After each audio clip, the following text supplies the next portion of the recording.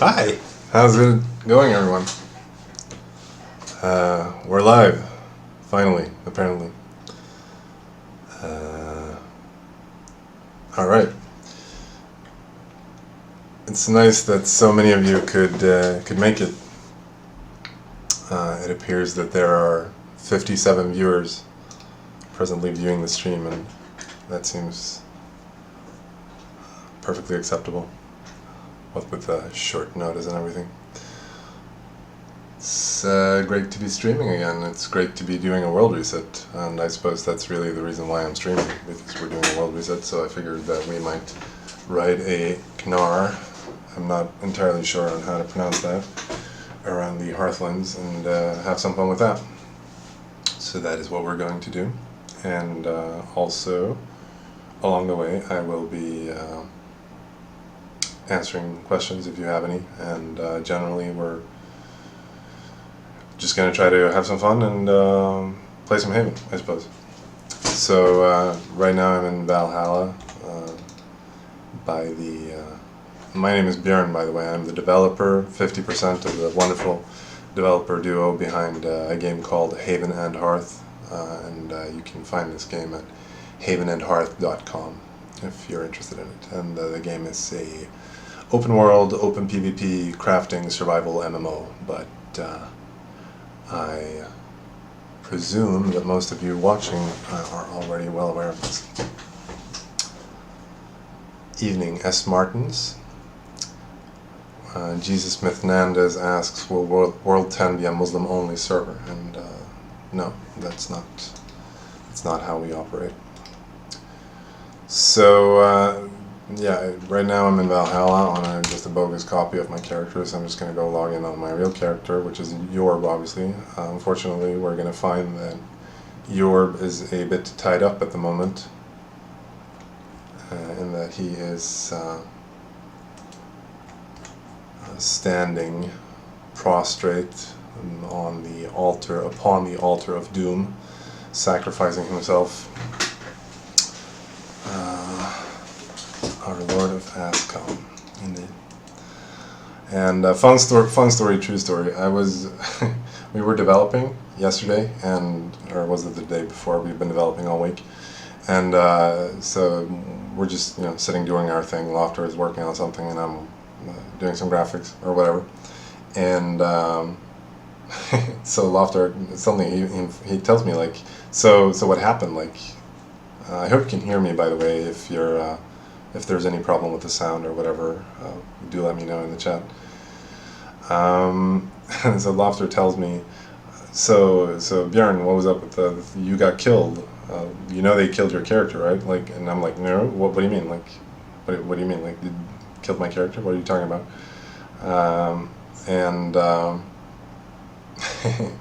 Turns out that that my character was indeed dead. I logged in on my main account, and there was no Jorb to be found. And hello, Archeolog. It's nice to see you too. And Jorb, my main character, or not my main character, I shouldn't say, but my divine avatar, was nowhere to be found. Struck off the character list. Very uncomfortable experience, which I'm sure many of you are familiar with. And I was like, interesting. And so we decided to, we did some quick investigations of the matter, revealed that I had indeed been killed. And it turns out that I had taken the always prudent course of action of leaving my character or going AFK in a permadeath persistent world game, which is always the smart move. And I left my character standing outside of a place called Wolf's Retreat, with which we are presently looking at. I would teleport around, but I think there's a slight chance that we might move the altar with me if I do. So maybe we could do that for fun. Try it out. Or maybe that crashes the server. Yep, that crashes the server. Awkward. So this obviously starts out very well. I'm gonna have to make a quick phone call to Frederick and ask him to save my ass, because that was unexpected. So I'm going to do that right now. So sorry about that, but you can watch me do that.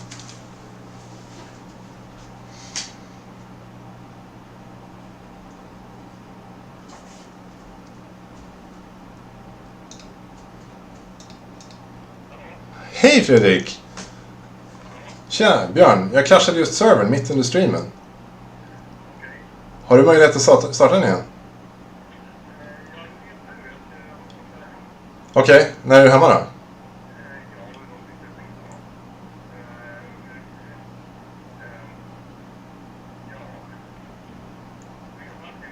En halvtimme kanske? Okej, ja men it is what it is. Du får helt enkelt göra det då. Så underhåller jag dem med lokala server. Du kan ju starta den när du har tid igen. Nej, I'm legally man. Lysande broder. Tata!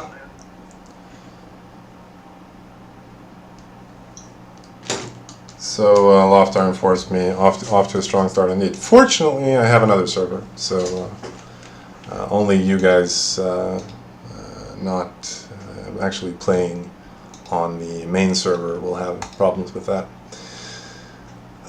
So yeah, where was I? Yeah, I was killed. I was standing outside of Wolf's Retreat, and I was killed by nefarious people, and they had killed my character, taken my skull, given me a very nice burial, for which I am eternally grateful.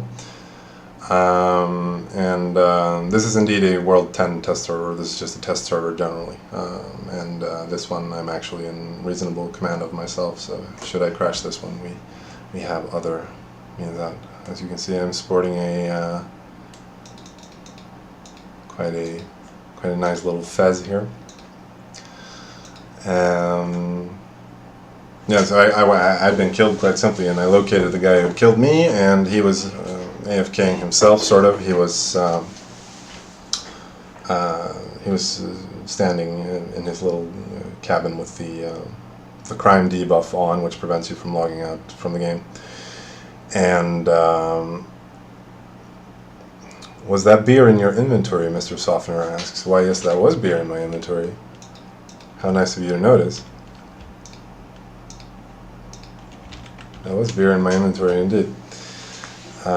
So yeah, we kind of have both. It's like a Muslim hat, and then there's this alcoholic hat, and you know, we cater to all audiences. And so I'd been killed, and I took the opportunity then, since I'd been given such a nice burial, obviously, and took the opportunity to use Wolf's Retreat to plant an altar of doom, and quite simply, which was a thing we made for the last world reset. When we went from world 8 to world 9, we planted an altar, we implemented an altar of doom, which can be used to, or you know, the idea was that players can build the altar of doom to reset the world whenever they feel like it or whatever. So I planted that, and I planted it in Wolf's Retreat, and so we're probably gonna. No, Loftar was actually out driving his car. So he informed me that it was going to be like 30 minutes or so before, 30-40 minutes before he could restart the server for us. So when he does that, give him an hour. We'll go on the real server and ride the Knar around. Yes, the foam is actually moving. It's an animated texture, so that's a nice little trick that I made.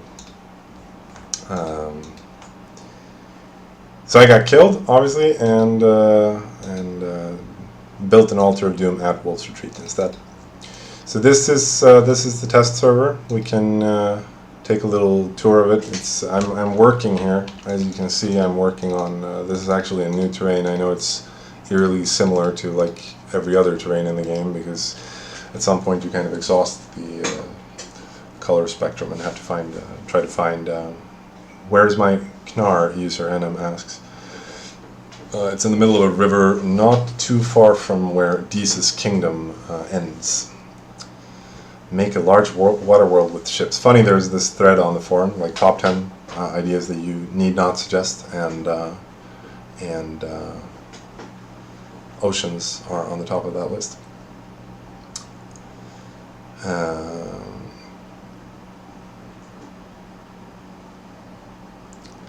Don't forget to upload to YouTube. We shall not. We shall try to not forget to upload to YouTube when we're done with. When we're done for tonight. Last time I streamed, I was gonna upload to YouTube. There was this obscure process where like I had to give it access to my YouTube account and shit, and it started uploading, but for some reason failed, and I gave up somewhere along there. Here's my my teacup, by the way. I hope you can see that. Courtesy of Jordan Coles, my good friend.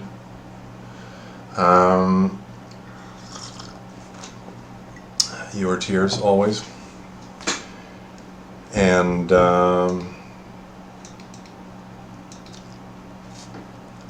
we're gonna push in your boy pussy, says Kyr. Good luck with that, bro. So this is the official dev server, and if we run around, we shall find strange and wonderful things in it.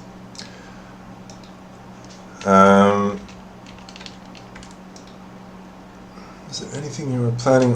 Mr. Punchers asks, is there anything you are planning on implementing anything new when the world reset comes? The world reset itself will bring a fair amount of new content in terms of I don't want to spoil all the surprises, obviously, but there's going to be some new things. We've also, one of the things we've tried to look at is we've made some changes to combat, and we have also gone through a lot of the foods. Interestingly enough, you receive as a game developer of a game like this, you receive a ton of bug reports, and they're all very helpful and whatever, and it's all very good and useful to have them. Very grateful for them. Not new combat air, but more like some changes. But interestingly, funnily enough, no one ever bug reports the completely broken food dishes that are in the game, and no one ever really informs us of all the crazy exploits that everyone is all the top characters. We did an interesting thing. We did a breakdown of the top characters in terms of what they had eaten and stuff. And we tried to, we went through the database and along several different variables and breakdowns of various variables and correlations between them. And I'm not talking. Cheese was a thing. We made some changes to cheese, but the main offender was obviously red shred salads, and. Indeed, archaeologue, because people exploit those things. Indeed, and that's. But I kind of still feel that even if you exploit them, and I understand that you do, and I understand why you do, I still kind of feel that shouldn't someone at some point just isn't it so patently obvious that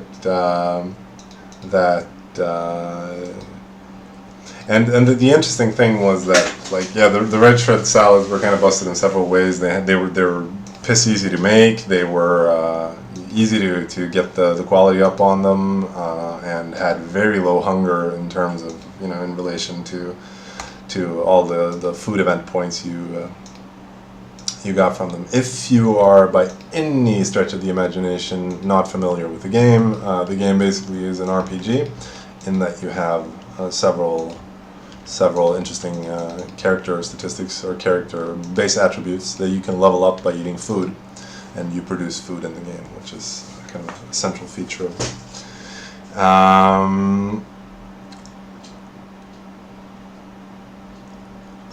Avu is a character I'm familiar with, and he's clearly his usual happy self. He says, "You never fix shit food, I guess. Why assume you'd fix good food, or why would people want you to fix good food?"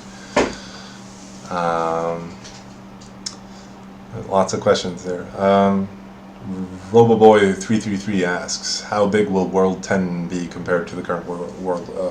The short answer to that is that we haven't actually generated the world yet. and so who knows? We haven't decided on that yet. We haven't really discussed it even. I think I was personally fairly happy with the last world in terms of size. I think it's hard to strike a balance. Like, one of the challenges that we obviously face as developers is trying to strike a balance between, you know, the initial like huge punch rush of new people or new old people coming to the game anew every time we make a world reset. So there's always a big rush of people, and which kind of feels like it requires a larger world, obviously, because for obvious reasons. And but then as the world gets older, interest tends to peter out, and at that, you know, so there needs to be kind of a balance struck, I feel, between like the long-term interest of the game and the short-term interest of the game in terms of size. And but I think we did a good job last time. And some other questions there. The elephant in the room is obviously that we have implemented a new character statistic in the character sheet, which is called will, which is new for this world. Jesus Smith Nandez asks, how is the world generator used for World 10 different from the one used for World 9? I don't really know yet. I don't have the full scope on that yet. We haven't really seen exhaustively what it'll do. But one of the things that we wanted to do is find a better balance between river areas and land areas for several reasons. Like, one thing is that we kind of wanted to strike a better balance between horses and boats, and because one of the things with World 9 was that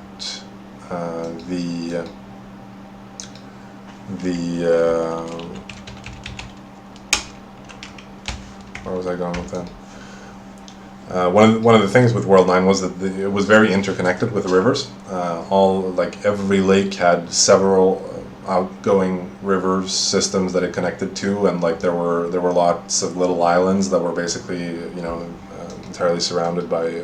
So that's one of the big things that we've tried to strike a better balance between land areas and river lake areas, and such like. So that's one of the main things, and that's also something that Lofter has been, or Frederick, the other 50% of the developer duo, has been spending most of his time on, is providing better river generation. We also wanted to make more fords. There are like these things called animal paths, basically, which are kind of natural roads that crisscross the landscape. They were in World 9, they were just extremely rare. So here, for example, where I am right now is a kind of affordable place where you can cross the river both by foot or by boat. And one of the things, what were some questions there? Do we get to know it's the time of World 10 start? I hope so. We're probably gonna try to launch. This is tentative, so like don't read too much into it. But I would guesstimate that maybe around like 1600 hours UTC or UTC could be an approximate time. We're developing on Friday, that is to say tomorrow. So tomorrow we're going to do the last couple of touches and actually generate the maps, and then on Saturday we dev at my place. So Frederick comes over to my place, and on Saturday the plan is that everything should be ready, like basically Saturday morning, which to programmer of Frederick's caliber is sometime around 2 p.m. in the afternoon. So by Saturday morning we should be able to basically just launch the server. But there is always going to be other things to do. There are a lot of like administrivia associated with it. Like we need to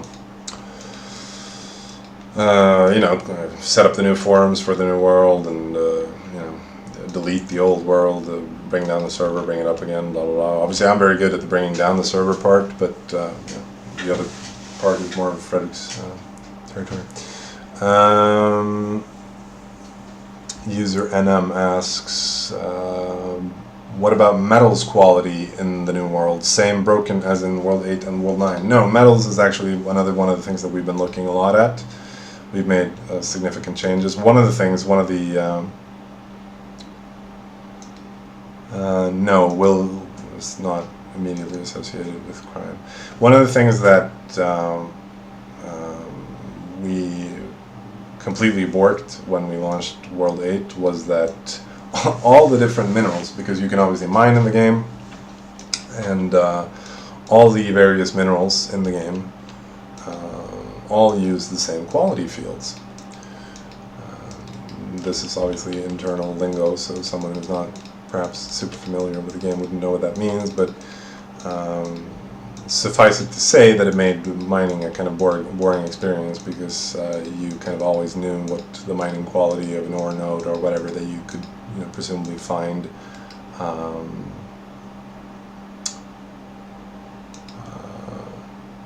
had the same quality, and that's one of the things we've changed. Also, I'm going to show you this little nugget. We're going to pick a branch from this tree here and just hover over it. We're gonna enjoy that scene for a while.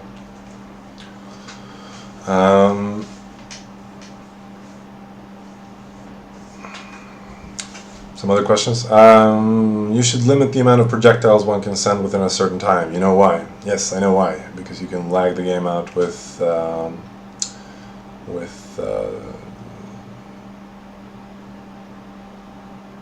snowballs. Oops, I moved the mouse. Sorry about that.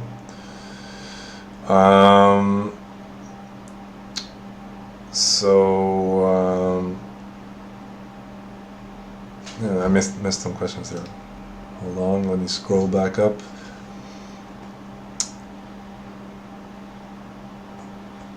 Will localized resources dumps be empty or full at the start of the world? We are going to, I believe that we made it so that the localized resource dumps will, by and large, hold exactly one item at the start.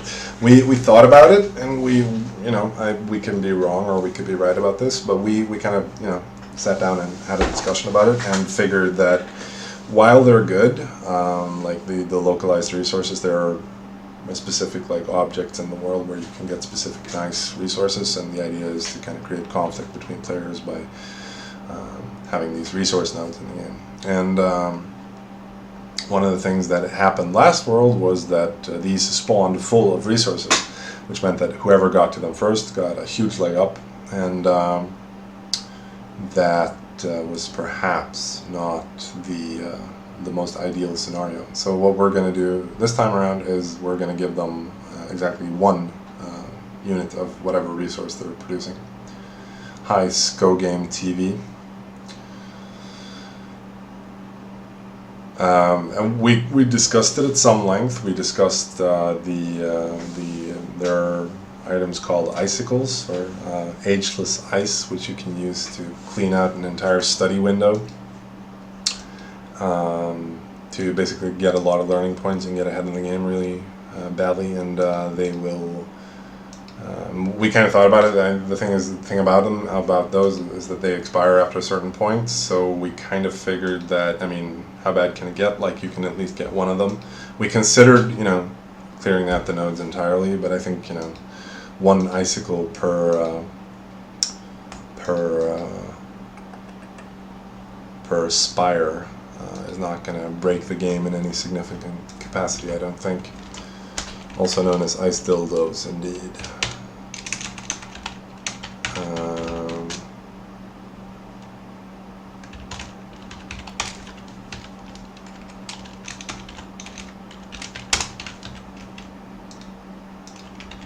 Here's another nice little hat that I haven't done.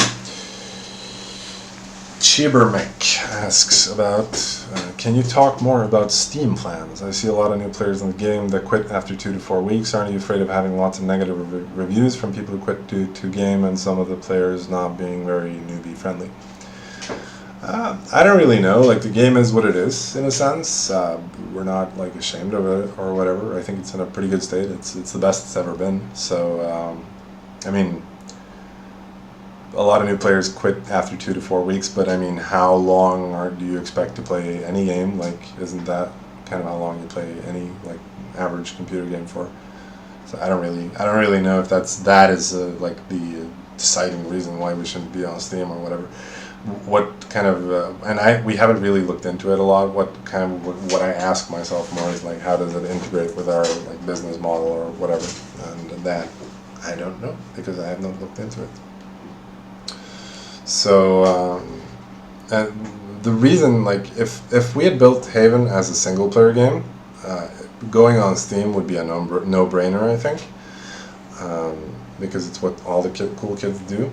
And but the thing is, we kind of never figured that we needed Steam, because obviously, as you know, this being a massive multiplayer online role-playing game, MMO, we intrinsically have to have our own plan for distribution, and we have to have our own channels of distribution, i.e. the web page and, you know, the Java website and all that nonsense. And so we kind of figured that we didn't really need Steam. So the reason why we would be on Steam is not necessarily to distribute the game, because we, like, intrinsically we have to distribute the game ourselves, but rather to be on a platform where, supposedly or ideally there are a lot of users who can easily find and pick up the game. So that would be the reason to be on Steam. Donat Hukas 1994. Will you start making more YouTube videos for advertising, or make a Facebook page? Making a Facebook page is really like the minimum effort, and it's kind of a shame that we haven't done so. So we probably should, but it's not really something that either one of us, like me or Loftar, is really, something it's not our forte in life, or it's not what what we're interested in. If our duo lacks a capacity, it's we could certainly use it, like a businessman or whatever. Or someone who likes doing propaganda and all that stuff. But that being said, it's not like we think of ourselves as being completely incompetent either. So a Facebook page, sure, we should probably have a Facebook page, and we should probably make more YouTube videos as well. But this is just this dilemma that I crash the server every time I do a simple stream. So, like, imagine what would happen if I tried to make this a more recurring theme. Like, see, there would hardly be any uptime, right? Some comments. Why did you guys choose Java for the client? I'm asking because Loftar seems to hate Java, his coding style. Yes, Loftar hates Java with burning, fiery passion, but the reason we chose it was ease of distribution. It run the... Loftar has also lately come to appreciate the Java virtual machine and the kind of Java environment. But he hates the language, from what I gather, and I haven't really used the language myself, so I wouldn't know. But yeah, so it was a question of distribution. I mean, Loftar obviously uses Linux as his primary operating system, and so we kind of wanted to blah blah blah.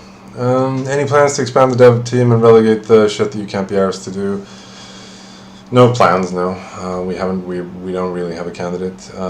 Let's just write that the game is in early access and develop it for another 10 years. I don't mind. Exactly, and that's kind of how I feel about that kind of that whole aspect of Steam and all that nonsense as well. Is that, like, okay, so the game has a lot of, like, things that are not finished about it or whatever that could be improved upon. But I think that, like any game, you have to approach for what it is. And one thing I will say about Haven is that it is relatively, considering like the complexity of the mechanics and whatnot, because Haven has a lot of fairly complex mechanics, is that it's relatively bug-free. I mean, Haven doesn't, like, I've played a lot of games that were a lot more unstable than Haven is.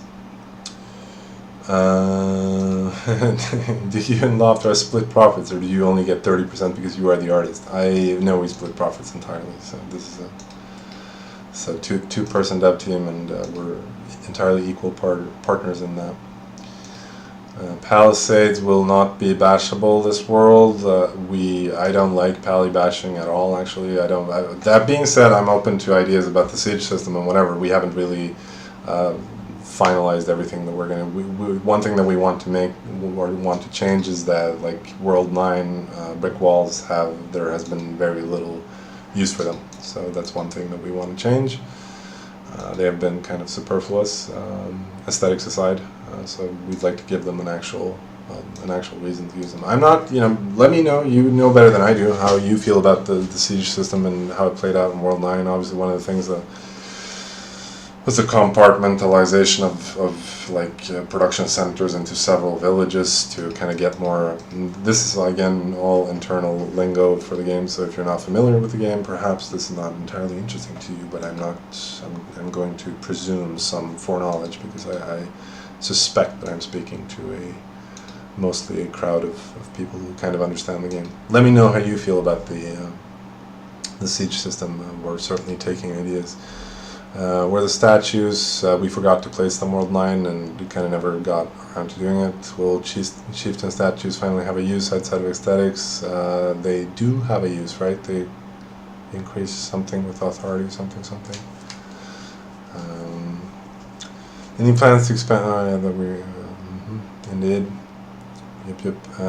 Archeolog asks, how old are you? I am 33 years old, which is incidentally the same age that our Savior was when he was crucified. So a bleak prospect for the coming year. Why no JavaDoc or comments in source code?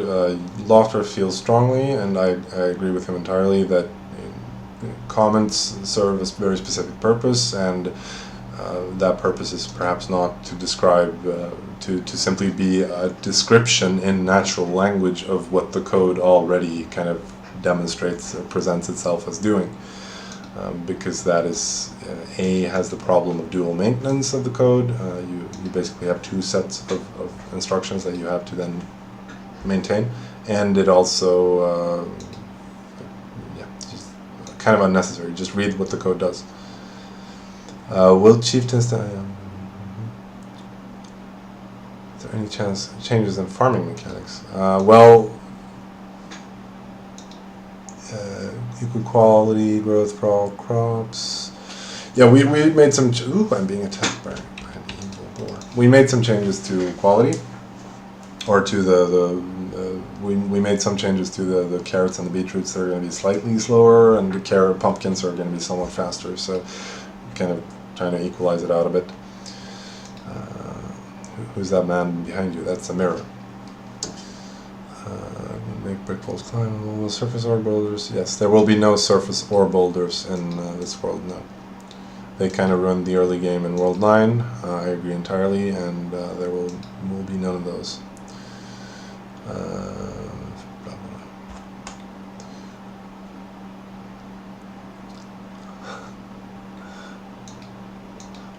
Artemis says, the code doesn't present itself, it's spaghetti. I haven't delved into the wondrous ways and winding ways of the client codes, so you tell me. But I have a certain amount of faith in Loftar. He's at least in my humble judgment, he's a very competent programmer. So Bruder Bone. Any future changes in terraforming? Yes, one of the things that I would like to change about terraforming is that I would like to implement a mechanic by which it could be possible to build ridges. It's one of the things that I'd like to do, but it's not something that we have done, but something that do you prefer beef or pork? Do you mean in-game or out-of-game? In-game, I vastly... I had no pigs this world, so I wouldn't know about those. So I guess I prefer beef in-game.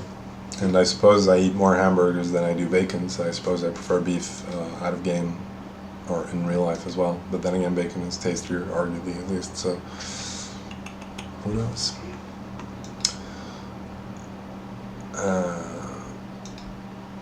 Indeed.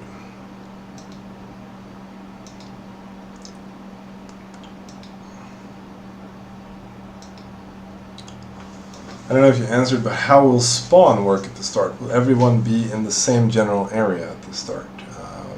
I don't know if you have any other ideas or any other thoughts. I kind of felt that it worked fairly well last world, in that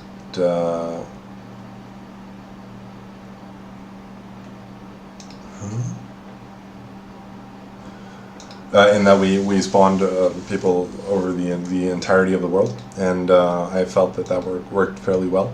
I don't know if you have other thoughts on it, but my kind of experience or my view of it was that at least at world start, we had a fairly balanced population. It was nicely like distributed across the map, and there were like big villages in each and every like corner of the world, and there was a nice distribution of players across the game world, quite simply, and I appreciated that, and I thought it worked out fairly well, and that is not something that is on my radar, really. Do you have any kind of map preview? No, we haven't. I think Frederick is going to finalize the map generator tonight or maybe tomorrow, so we haven't really really anything presentable or anything finalized yet. So no, I cannot show you. Are any changes to realms or quests will be implemented at the start of the world? Yes, there will be some changes, at least to realms. We haven't made any changes to quests yet, at least. If there are any changes to quests that you would very much like to see, then feel free to suggest them. I saw there were some threads on the forum that suggested that quests were kind of overpowered or whatever, and yeah, I don't really know. You tell me, are they or are they not? You would, again, probably know better than I do.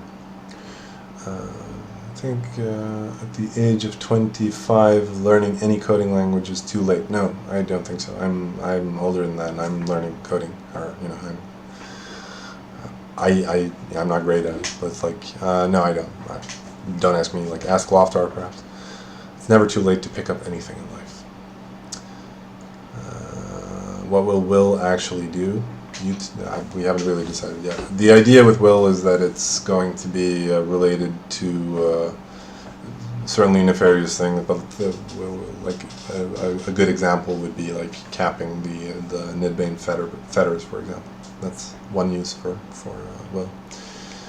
But mostly the reason Will is there is not like it's not like because we had some grand idea about a game mechanic. We just wanted to introduce another character statistic.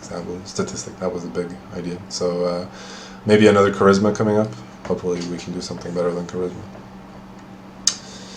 Is kingdom customization a priority in this world as an edicts, political structure, etc.? Yeah, sure. That's one of the things that I think one of the things we did with kingdoms, and it was always a bit of a placeholder, I suppose, was that we implemented these statues that you can build in your kingdom to have the kingdom radiate a great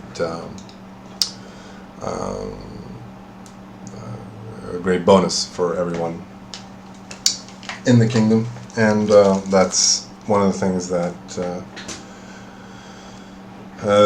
is, again, it was the bonus is perhaps not the most interesting mechanic in the world, and then it just increases your character statistics, and that's a fairly crude way of incentivizing building a kingdom and whatever. So one of the things that I would like to do, and that's perhaps easier said than done, but it's a fair amount of work involved in it, but one of the things that I would certainly like to do is to make and this was suggested on the forums as well, is to make the buffs more qualitative, if you will. Make them more into more like some of the things that was suggested on the forums were things like make particular crop grow faster under the kingdom or blah blah, and that was perhaps a boring suggestion, but things more along that, more in that vein, more qualitative things, more smaller things that are perhaps not as immediately impactful, but nevertheless give the opportunity perhaps to give the kingdom more of a personality and stuff like that. Favorite drink, I think, was that the server going live again? Hallelujah. That was Frederick starting to reboot the server. Favorite drink, I like margaritas. It's a girly drink, but you know, obviously, generally speaking, I like tea a lot. But if we're talking alcoholic beverages, I suppose I would prefer beer, and after that perhaps wine. But if you're asking for a drink specifically, then margarita will be my answer.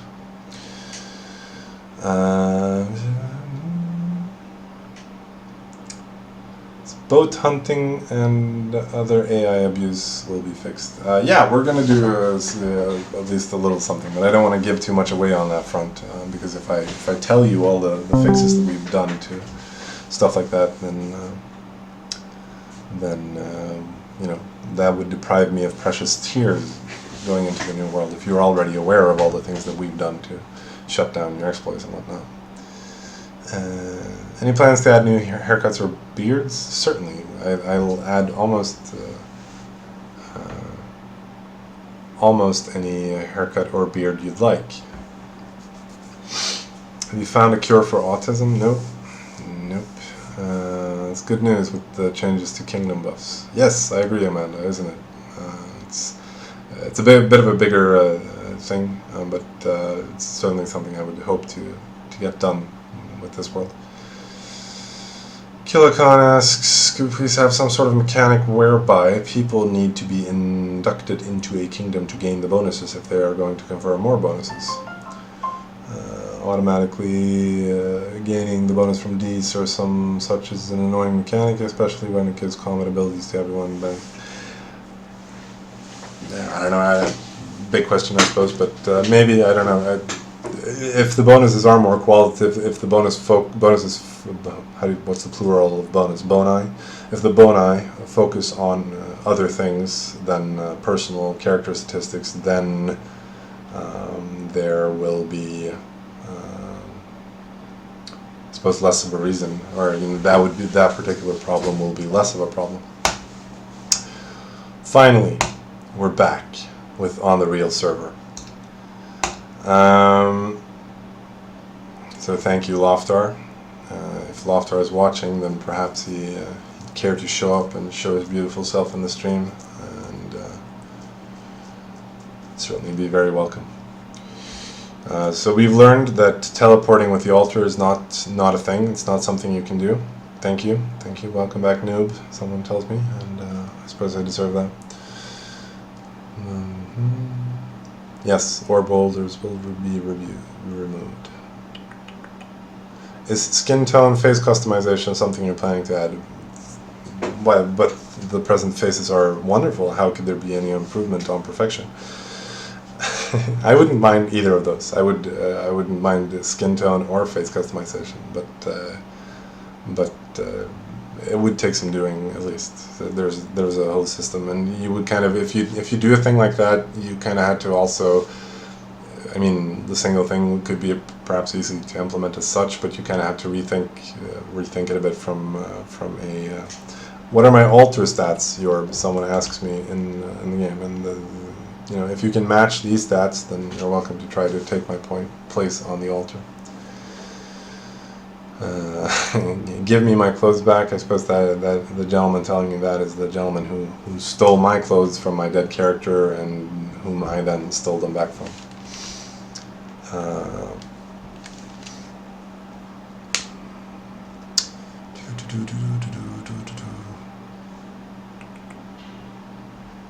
Blah blah blah. What is your thoughts on Maslow having 2K perception? I am fairly certain that he doesn't have 2K perception, but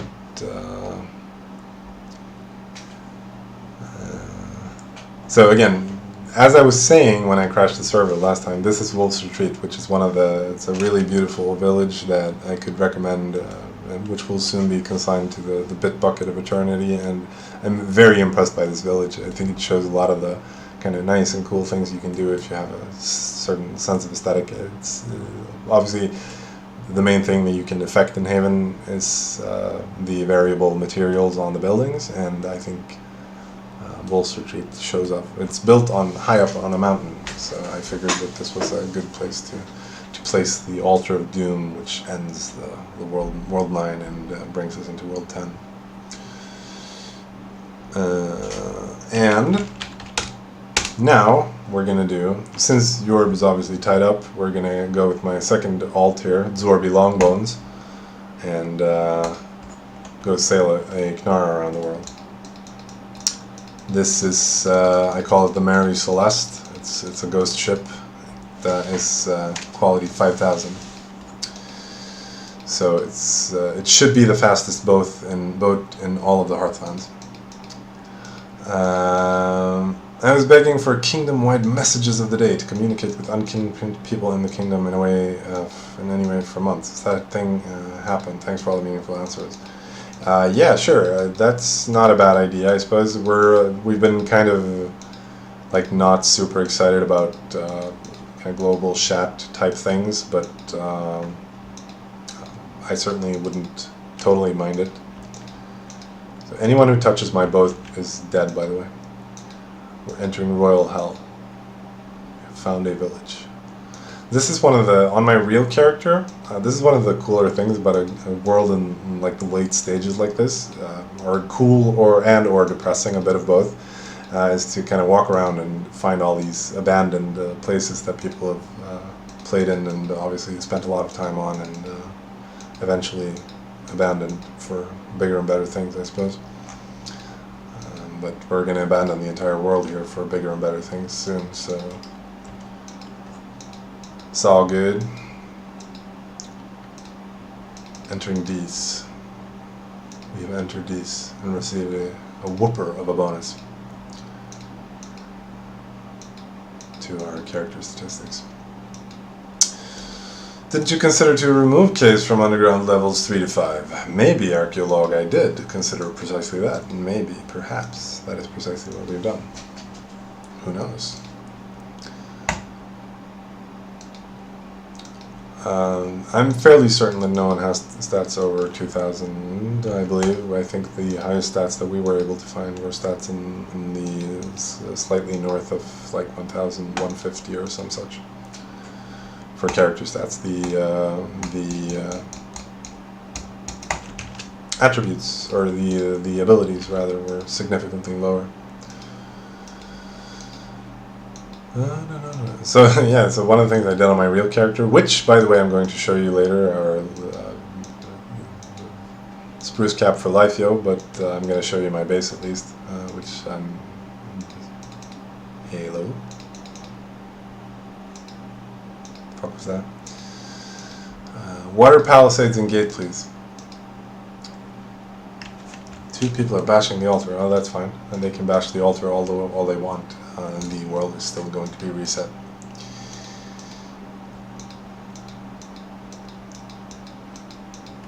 But one of the things I did with my real character was that I found that one of the bases I was just to the north of my own base had been abandoned. And this was something I discovered fairly late in the world, and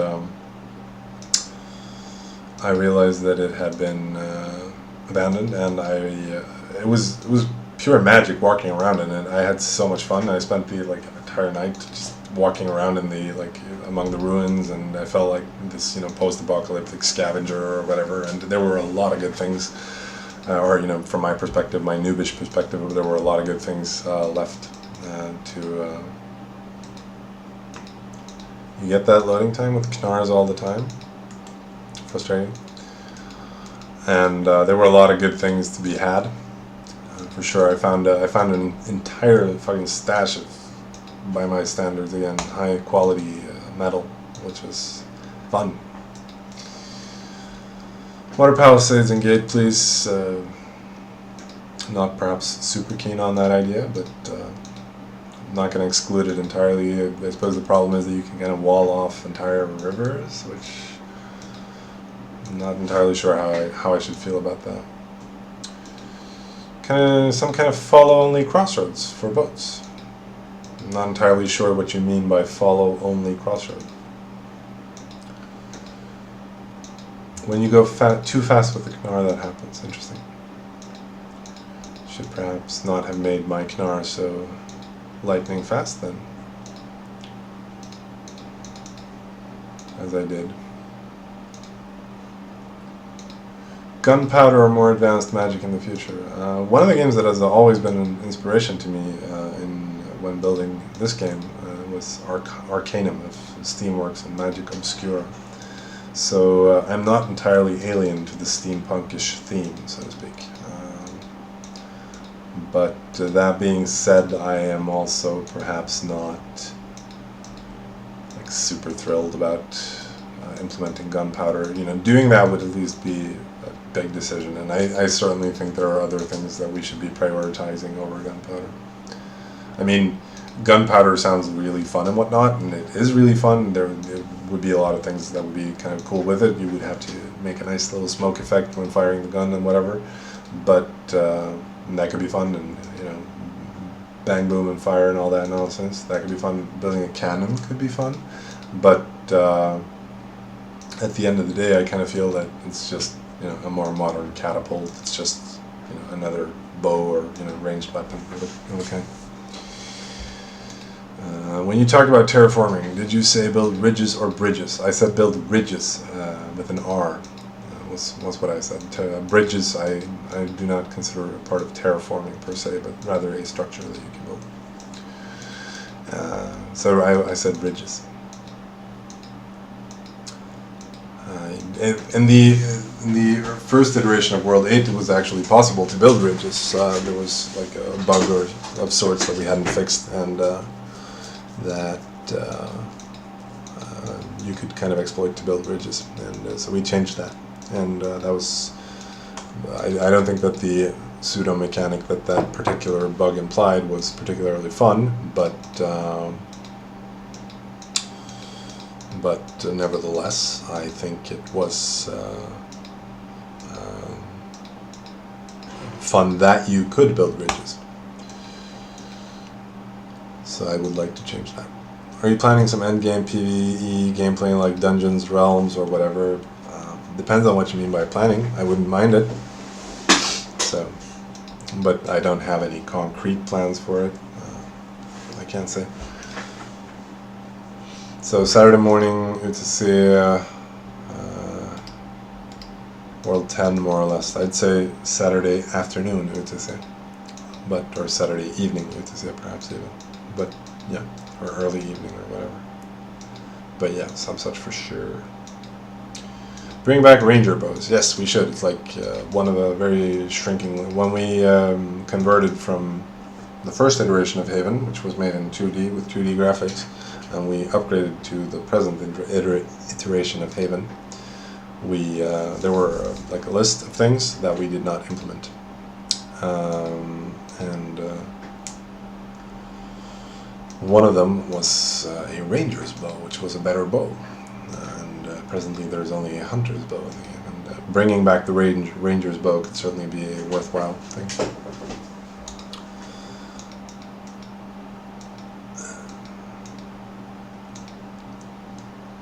Have you ever played a game called Factario, and do you even play other games? I spend too little time playing other games, really. I'm not... I have obviously played a significant amount of computer games in my days, so let there be no doubt about that. Otherwise, I don't think I would be building games. But I have lately, I haven't really had it, like, most of the time and effort that I have to spend on games is for natural and obvious reasons dedicated to the game that I'm building myself, i.e. Haven. Or games with, you know, we used to develop another game called Salem and whatever, blah blah. So we had a lot of things going. We've had a lot of things going for some time, and that, you know, eats up a lot of time. So when you come home from work, that is to say, you know, built and worked on Haven the whole day or whatever, then you don't kind of want to also relax by playing another computer game. So you kind of, there is a bit of a. I get kind of myopic. I kind of focus only on our game, which is, you know, I'm not saying that this is healthy or whatever. I should definitely be playing other games to kind of get other impressions and other ideas about how you can approach computer game building and whatnot. but it's nevertheless, it's a natural. I used to work at Paradox for some time, and I noticed, the second I got a professional job in the computer games industry was the second I also kind of, I'm not going to say quit, because I obviously didn't quit. I still played some, but was also the moment when I stopped playing, more or less, or, significantly reduced the amount of time that I spent playing computer games.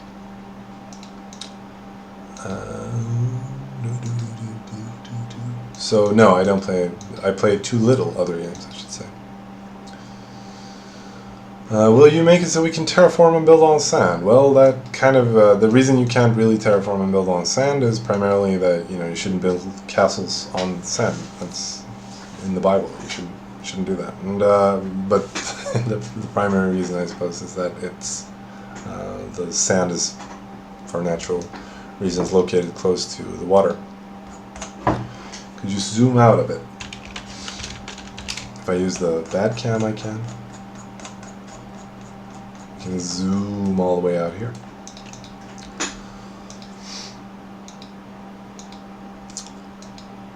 Can we have beach furniture, like umbrellas and stuff?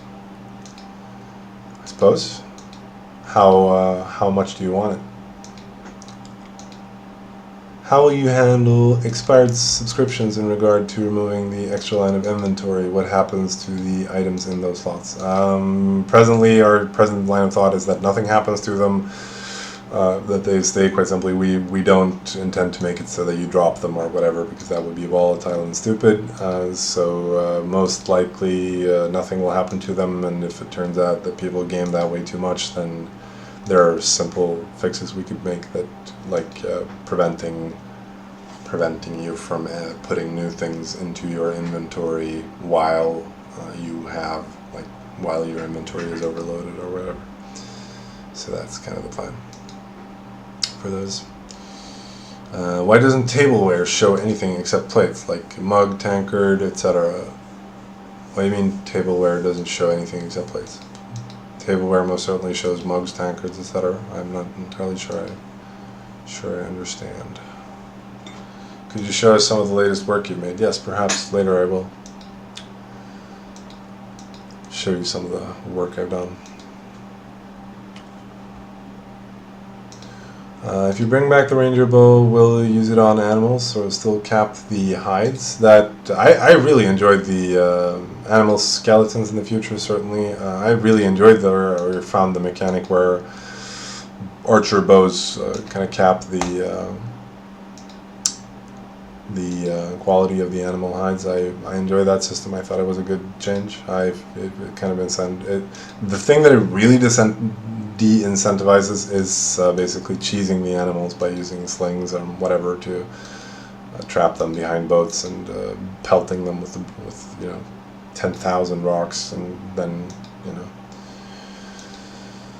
skinning them and all that nonsense.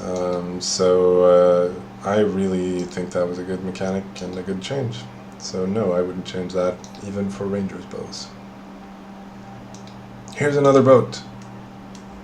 That is a nasty flickering effect on the sail when you use this camera mode.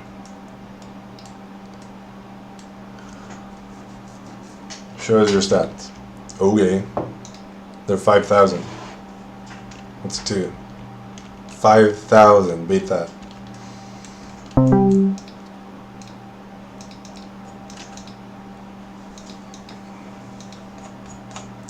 Could you add a unique deer, which is really rare and looks like a big, delicious deer dog? What's it worth to you? How badly do you want this thing? Is it something that you feel that we should prioritize? As regards bridges, that was one of the things that was asked about. And bridges is really something that we obviously would like to do, and it is related to a project that we have spoken about on the forums, which is called Object-Controlled Objects. And the basic idea with that project, and it's kind of invasive. Ooh, another boat. Goodness gracious. Goodness me. Yee.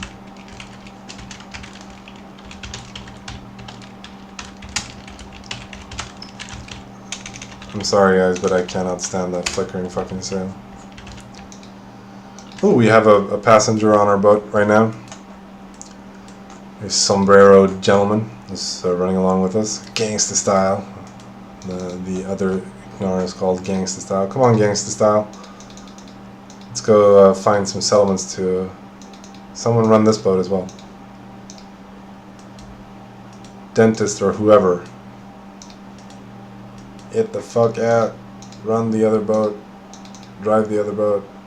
What do you do with the boat? You sail another boat. Sail the other boat. Okay, but they want to be on, right? They want to be on the cool boat, of course. They want to be on the cool boat. Okay, so fuck gangsta style boat then.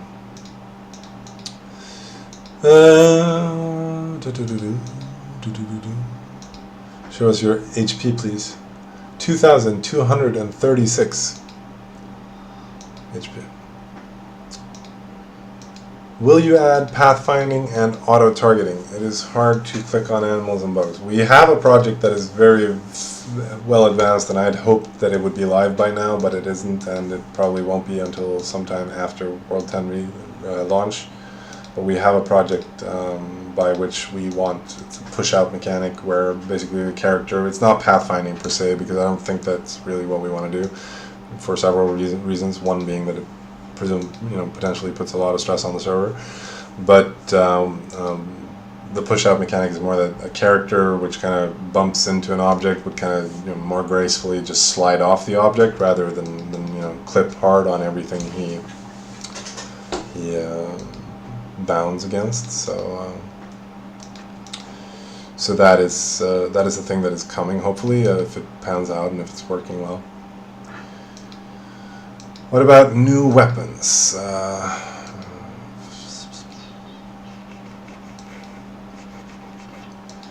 New weapons is certainly with the new fighting system that we released earlier this world or later this world, which I'm not going to say that it's perfect or whatever. It's certainly not. There are several things that I don't like about it, but it's certainly better than what we've had previously, I feel. And with it it certainly becomes more reasonable to add new weapons. One of the problems with the old fighting system was that there was very few points of differentiation by which a new or a different weapon could be made meaningfully different to allow it to be implemented. Where are you located right now? We want to come visit. Not entirely sure how I would give you any sort of... I have no idea really. I just spawned somewhere out in the wilderness. So I don't really know where I am. I mean, I could locate myself using the global coordinate system, but that wouldn't really tell you much, would it? Do you plan on adding the two-handed sword to the normal server? Yes, there's really no reason why we haven't. So it's fully implemented with damage statistics and everything. So there's really no reason other than we haven't added a crafting recipe for it. Yeah, I can make a note of that. Let's make a note of that somewhere. I think I brought up, yeah, this is the little document that I had, which I used last year to write down some things that I thought about during the stream. Add recipe for two-hander. Save that. There's no reason not to, so I should definitely do that.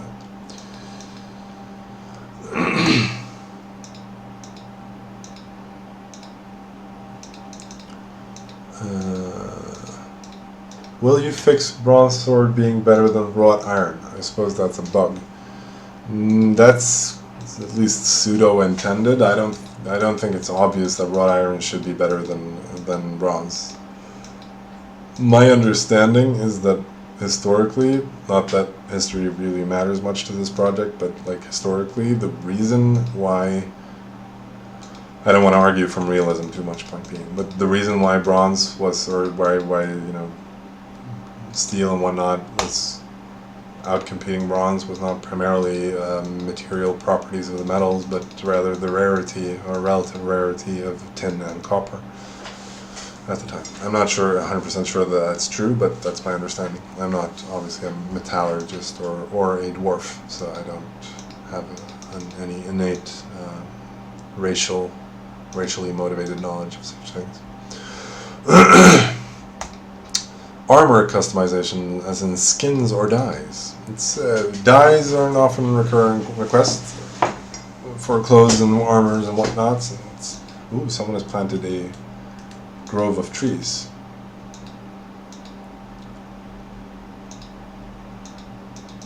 I must investigate. Ooh, another boat. Hey, that's a really cool sail on that boat. Sup? Sup, bitches? It's a really scary looking boat right there. Howdy, howdy.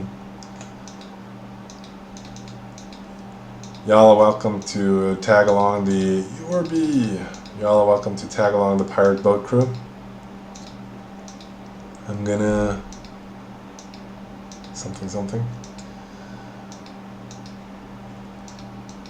Will there be a natural option to clean symbol items as opposed to using magic? No, I don't think so. I think the magic is more fun.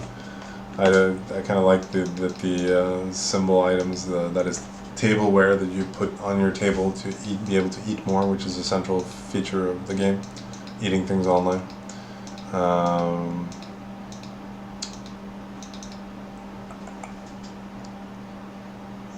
We know you're a nub. Ha ha ha. Well, that was always a secret, wasn't it? That I'm kind of noobish. Say something about fishing, please. There's a lot to be said about fishing, namely that fishing in Haven and Hearth presently sucks. So fishing is certainly something that should be improved upon. The question, which has eluded us, is we got black screen all the time. What are you going to do about it? I wasn't aware that it was as big of a problem as it seems to be when you're writing these boats, so I wasn't aware that it was something that really needed fixing. So I don't know. Fix the game, man. It's a big request, man. So fishing kind of sucks, and it should be improved upon. The problem is finding a good minigame for it, finding something to, or not necessarily a minigame per se, but finding a good mechanic for it, rather. I'm not entirely devoid of ideas, but I also can't really say that I've found the $10,000 idea or whatever that I really want to go for and implement more than anything else in the world. Fish nets, fishing boats, yeah, those would be cool things. It would be kind of cool if I could have... Ooh, we found a geyser. I can show you the map if you think that would help in locating us, but this is another feature that we implemented fairly recently. We made a mapping system for the client where it caches the minimap maps that you've visited locally, so you can kind of get a bit of a better sense of the world. Dynamite for fishing. Actually, once when I was a kid, I was at this military exercise where the Navy, or rather the coastal artillery, they were blowing up a sea mine, and it was awesome. And it was I think it was one big mine. I'm not really sure, but they blew up a huge mine underwater, and we drove to the beach, and there were the entire beach was littered with dead fish. People were just scooping them up, throwing them in bags and whatnot. Pretty cool. So you can certainly fish with a sea mine. Will be any change on quest givers so they can't be kidnapped and quests rendered impossible to finish? Yes, that's one of the things that we want to look at. It hasn't been fixed yet, but it's on my list of things to look at for tomorrow when we add the final finishing touches, hopefully, to the game. My grandpa was fishing with grenades in Sinai, Egypt. I can imagine. That seems like a cool thing to do. There are some herbs that lower oxygen level in water would work better since... Could you teleport us in Arknar to you? I would like to, but given that... No, you're not faster. Come on. Go to school. Go to school. You're not faster than I am. I can even do this. Bye guys, that's sailing y'all. So one of the mechanics behind the grand old boat is obviously that the higher quality the boat is, the faster it goes, and there's no boat that goes faster than the Mary Celeste on the server presently. I believe that the server would have crashed had someone created a boat of higher qualities. No events at this end of world. We should have some chaos. How do you know that there will be no events? The end of the world has not occurred yet. It's entirely possible that there will be events and chaos.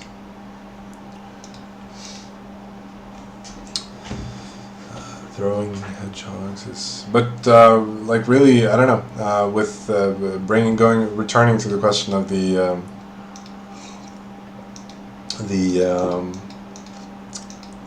big question with this game, I think, is always the PvP, and the siege system is one of the things that we really,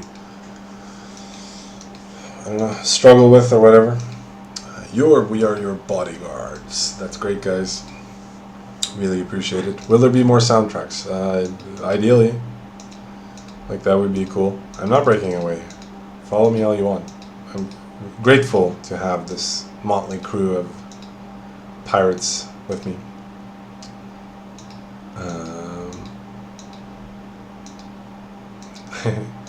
Kaka melon here. I believe that what the Kaka's avatar actually displays is lime hair, not melon.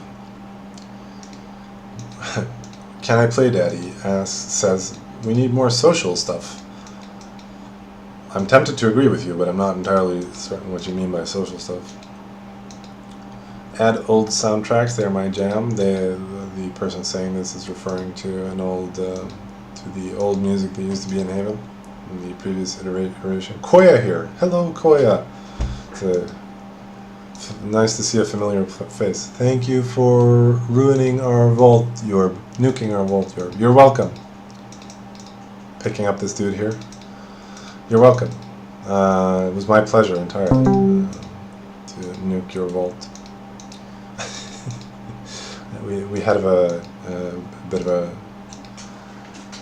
issue earlier this world with one faction doing some perhaps unsavory things and getting dev punished as a result. Will there ever be a global chord mechanic, perhaps an item based on stars? My spontaneous answer was actually no, but having like an astrolabe or some nonsense like that could actually be a bit cool, so I'm not going to entirely exclude it. Will you consider adding large marine animals like seals or dolphins? Would that even be possible? Could make hunting them interesting. Yes, that's actually one of the things that I would really love to add. My primary candidate for something that I want to add is a walrus, actually. Because it could have like ivory tusks, and I would also enjoy illustrating and animating one. So I would like to add a walrus, and I like to add marine and aquatic animals in general. And oceans is an often recurring request for the game, and oceans are perhaps a bit problematic, not only from the simple standpoint of map generation, but also, and perhaps more importantly, from the standpoint of Magic Man ICT says a baby seal walked into a club. That was funny. But oceans are problematic from the perspective of map generation because, or rather perhaps from the perspective of game mechanic, because what an ocean is essentially a large, huge, vast blue desert. There's nothing in it. There are no points of interest in it. And if you were mean now, you could say that, well, there are no points of interest in the rest of the game either. So,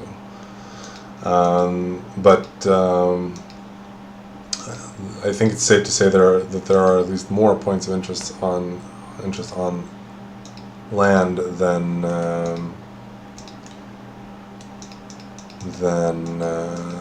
in the ocean. And the problem with the ocean is that you have to kind of That, but you know, blah blah. That being said, I'm not entirely sure that would be like the biggest problem in the world either. I mean, so what? There's a blue desert that you can sail your Knar into and whatever. But if you don't like the blue being in the blue desert, then don't go there. I mean, it could just be there nevertheless, and there could be islands in it and whatnot, and that could perhaps be kind of cool. So I'm not at all entirely opposed to oceans, but it is a bigger thing programmatically from the perspective of the map generator, and so it's kind of a big thing to add. But so it's not something that we'll see for World 10, but. There are always future developments to consider. So I'm not, for the future, I'm not entirely, and walrusai, I could at least see adding, honestly, I could see adding even whales without necessarily adding oceans first. I mean, it would be a bit retarded in that there would be whales in these tiny little rivers and whatnot, but I could be fine with that. Lexar2012 asks, knock knock, and I obviously have to respond, Lexar, who's there? Tell me. Sudog asks, any new clothes at the new World 10? What we focus on when we develop for World Reset are obviously going to be things that we can't add at a later date. And clothes is obviously something that we can very easily add at a later date. So that's not at all something we're focusing on.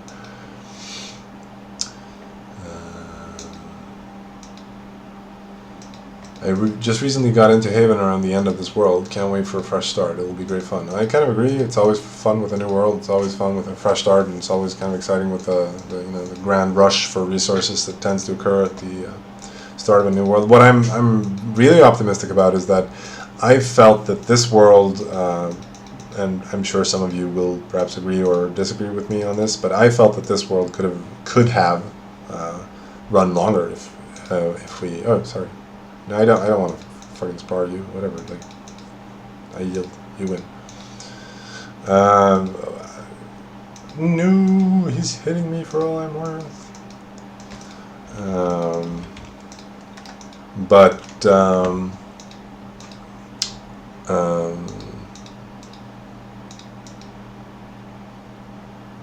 And I was also positively surprised, or I was happy about, in a sense at least. I mean, it's always lower than you want it to be, but the player count towards the end of the world was higher than it was previous worlds. It was higher than it's been any world previously, and the world seems to have increased somewhat in longevity at least, and I was also happy with the response that we had to some of the development that we made. Like some of the latter patches that we added seemed to be fairly appreciated and whatnot. So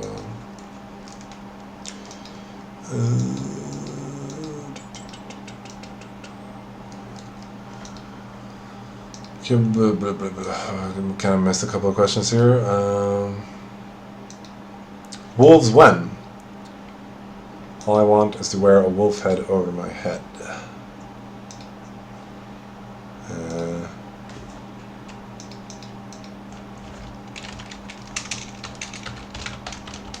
Let me show you if I can without crashing this server.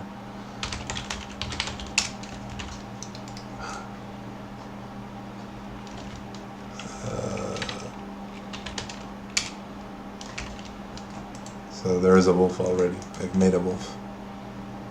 I can show you in Blender as well, I think.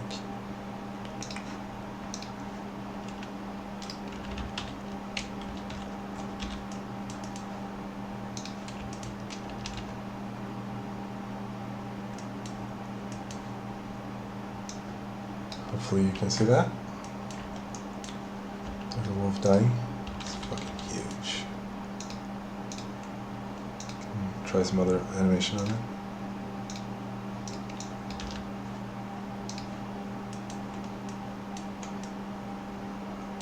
I don't claim to be much of an artist, but it's at least functional. And it certainly, at least in my humble opinion, looks better than the wolf, which looks, or rather better than the lynx, which looks at least slightly or somewhat retarded. Blah, blah, blah. Dryads. There was apparently arrest of a dead and skinned dryad back in Haven. Anything coming up for them this time? Yeah, sure. We just haven't really decided what to do with them. Aren't they perfect as they are? They're these kind of retarded green presences. Presence eye. Can make one, I think. Ooh. There's a bunch of dryads right here. You can follow.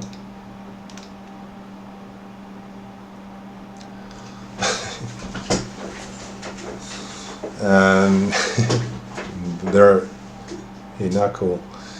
And there's not any plans for brand new core mechanics. I would love to have brand new core mechanics. I think that's all these questions lead into these long-winded things. But one of the things that has been a kind of challenge for us, and I wrote about this in a long-ass post I made some time ago, is finding like the optimal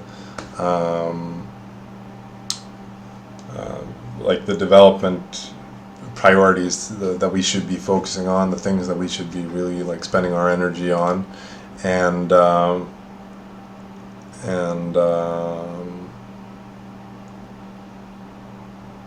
like, you know, it's easy to say something like add a brand new core mechanic, and that's really what we'd like to do, because like that is like ideally doing something like that. If we can come up with a fun core mechanic to add, then that is something that could really help the game develop, help the game like build the game in like a qualitatively new sense, and it wouldn't just be like another meat pie or whatever. It would be something materially new. And I think that's, you know, if to the extent that we can find patches like that, to the extent that we can find content like that, or like avenues of development that we haven't fully explored, I think that's just, you know, a great thing, and or could be a great thing. So that's certainly something that we you know, if we come up with good ideas, that's certainly something that we'd I'd like to do. Blah blah blah. Trinile asks, handmade quadruped rig. Yes, that is indeed a handmade quadruped rig.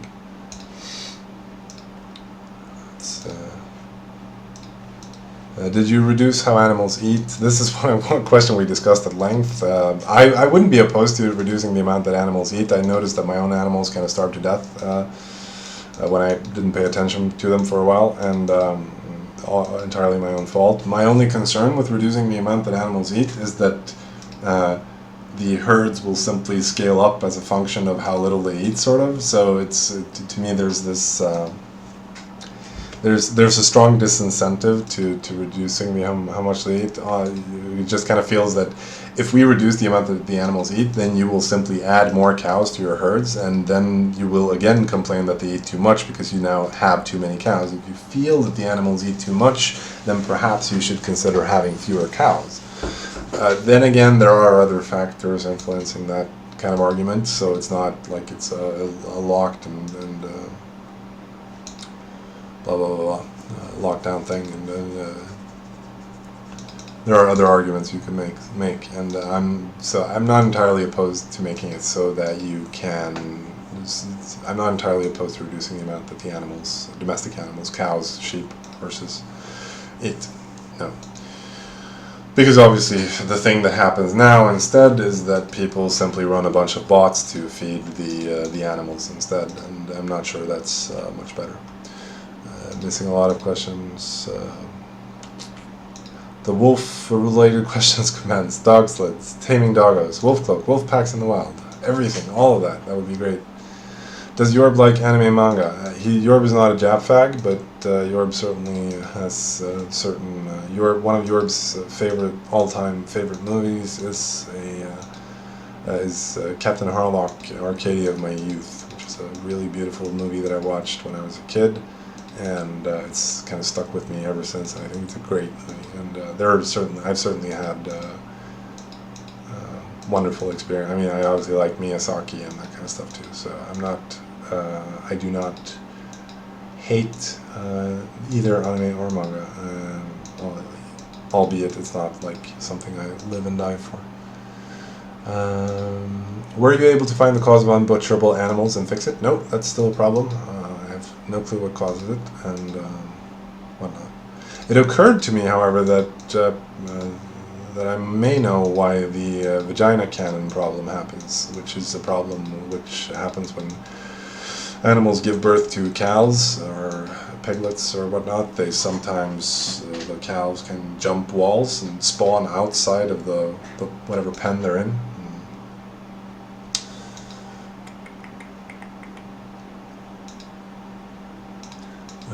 Build a wall only with towers. I could, but two dogs, blah blah. I won't limit them, but they honestly still take up a lot. I agree, Amanda, that they are probably. I kind of agree that they can be a pain to keep or whatever. Fishy Flounder asks, "Have you cured autism yet?" No. If I had cured autism, would I be building this game? We need to ask ourselves this question. Add dogs, tamables, dynamite, all that nonsense would be great, I'm sure. Add a huge barn like in Salem for all the animals. Perhaps. Any chance we'll get a rest extraction compiling tool? I think the odds of you getting one from us is and very slim, because we don't need one.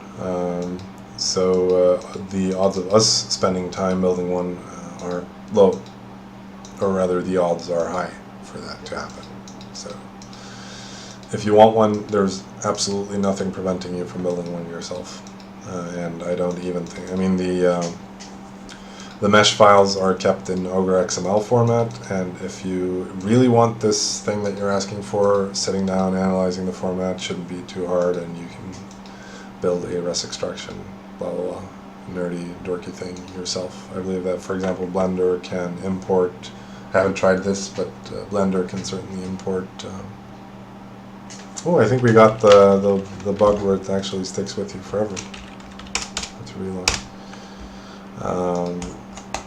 Can certainly import Ogre XML. So, what would a tower made of rock crystals look like? I think I can help you with that at least.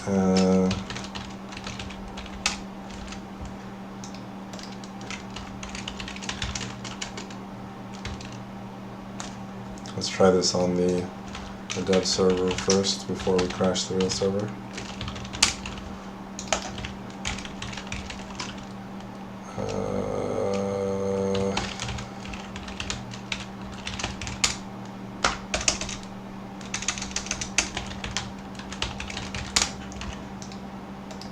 There we go. Make one here in the real world then. Rock crystal. And let's change the other stone materials as well.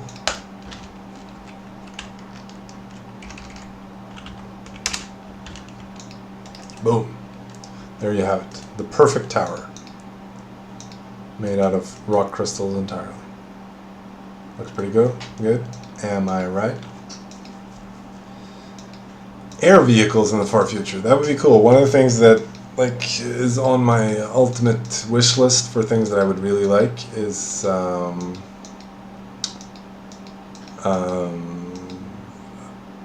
longer rendering view distance, because as was amply illustrated previously, we have a problem in that, there's, you can only see so far, and this is for good reasons. I mean, the maps are kind of dynamically transferred to the client to display, so the client needs to load the maps, so for that reason we can only load so much terrain.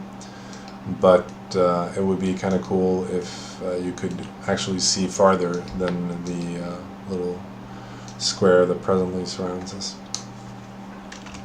Goodness me, this was really worse than I thought. Shall have to sail slower.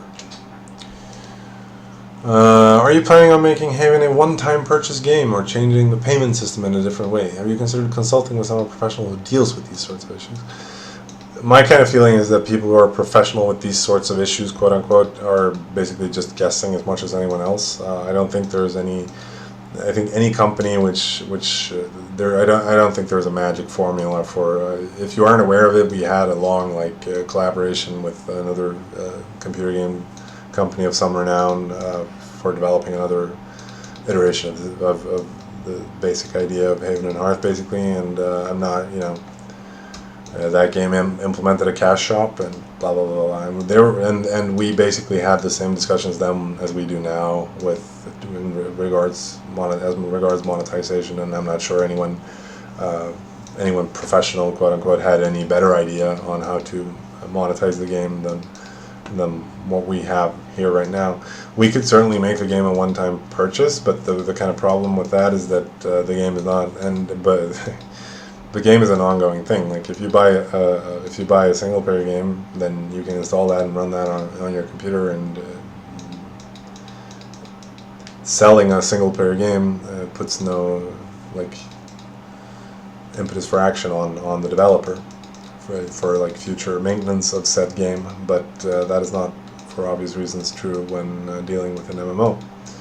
So my dilemma, I guess. I mean, a payment system is not my favorite thing in the world. I'm not in love with the present payment system that we have. I can only kind of conclude that if we are to develop the game or whatever at any kind of functional speed, then the game needs to one extent or another provide for that, and if that is to be possible, then we need to monetize it somehow, and if we are to monetize it somehow, we need to monetize it somehow. So, and I also think that the present payment system and the changes that we're going to make to it for World 10 are at least fairly reasonable and fairly non-intrusive. As I said in some post I made on the forums a while ago, there's always a certain sense in which no payment system ever is good for a game or whatever. It would be much better if everything in life was free. But such is not the world that we live in. Skybox would indeed be a part of what I talked about earlier, blah blah blah. Haven is a sandbox of games without rules, but you still sometimes punish players. The kind of hard and fast rule that we live by is that we punish players when they kind of transgress the rules in obvious and game-breaking ways or exploit bugs to hurt other players. Exploiting bugs for personal profit is usually something that we don't punish, but rather when you use bugs offensively to attack and kill others, we kind of feel that you've broken the social contract, and if you break the social contract, then we, for our part, do not feel any particular reason to respect you back or whatever. In that case, we kind of feel that we can allow ourselves to pay you, the abuser of the bug, as much respect as you paid whoever you abused it or used it against. So that's kind of how we feel about that. So generally, we really steer clear of the game. We do not like interfering into the game world because it rarely leads to anything good in our experience. So Haven very much exemplifies the deistic world premise, so to speak, that the gods, in the beginning of the world, the gods created the world, but since then they've kind of left it to its own devices. Any thoughts on adopting the bad cam as a real feature within game skies? But screenshots people make on foreign skies are so pretty. I agree entirely, and it would be cool, but the thing that stands in the way of it is obviously the view rendering distance, and that's a big problem that is not easily solved. Dedicated or local server support. The big thing about dedicated and local server support, like when we started developing Haven, I would have been entirely against this because the basic idea was an MMO. With age, the idea has grown on me, so I'm not as ideologically opposed to dedicated server support as I perhaps would have been at some point. Also, because that would kind of open up for more of a if that was something that we could do, then that would open up for and I know that Worm Online did something like this. That would certainly open up for something like selling a game at a one-time cost of some absurd amount of money or whatever. Needn't be absurd necessarily, but whatever. And that could be cool. And but the problem with it is that it's obviously a huge deal trying to convert a game that was designed from the ground up to be an MMO to something that the average end user could hope to use. So So that's something that is very much easier said than done. And releasing it as a dedicated server where you have to basically be able to set up a Linux environment, be able to handle MySQL databases, etc. That's not really something that I'm too interested in, because that's, that would like open dedicated servers up to like a handful of people who would be able to, or so that's not something I'm super keen on. It doesn't seem particularly interesting. So, what is your least favorite part of the game? That's a good question, actually. I hadn't thought about that. I mean, I obviously suffer from I obviously see the same issues that everyone else sees. Maybe I should lean back more. So that I obviously see the same issues everyone else see, in that the game does grow stale at some point. Like, I felt that strongly with this world. I played this world a lot. I played it more than I played any other world, and I still have a couple of things left to do that I haven't tried, and a lot of things arguably. But so there's certainly a lot of game in the game. I mean, I can play Haven for months. What other game can offer that? I can play my base is by no stretch of the imagination finished. When you see it later during the stream, you will find it a puny nub camp, but I've spent hours on it. So it's a lot of work, and that's perhaps one of the things that Haven should be better at. Like, I'm not sure it should be quite as much work as it presently is. I'm not sure that's fun. I'm not at all opposed to trying to reduce, the grind, or like a lot of stuff takes time, perhaps needlessly, perhaps blah blah blah blah. So that's a question. Something scumbags. So I obviously feel the same kind of, but after the least part of the game is the analysis that I've made for a long time, is that there are too few incentives in the game to leave your base, and that's why I think the world resets are fun, and that's why I think a new world is fun, because when you get into a new world, people are like eager and ready to go out and about, and also they have to, because they haven't gotten the walls up yet. So they are out and about, they're doing quests, or at least will be doing quests this world reset, or this world start, and blah blah blah blah blah blah blah blah blah. And that's a lot of fun, I think. When you get out, but later in the game, it kind of stiffens up, in that people build these huge walled complexi. Your oath of allegiance, no, fuck you.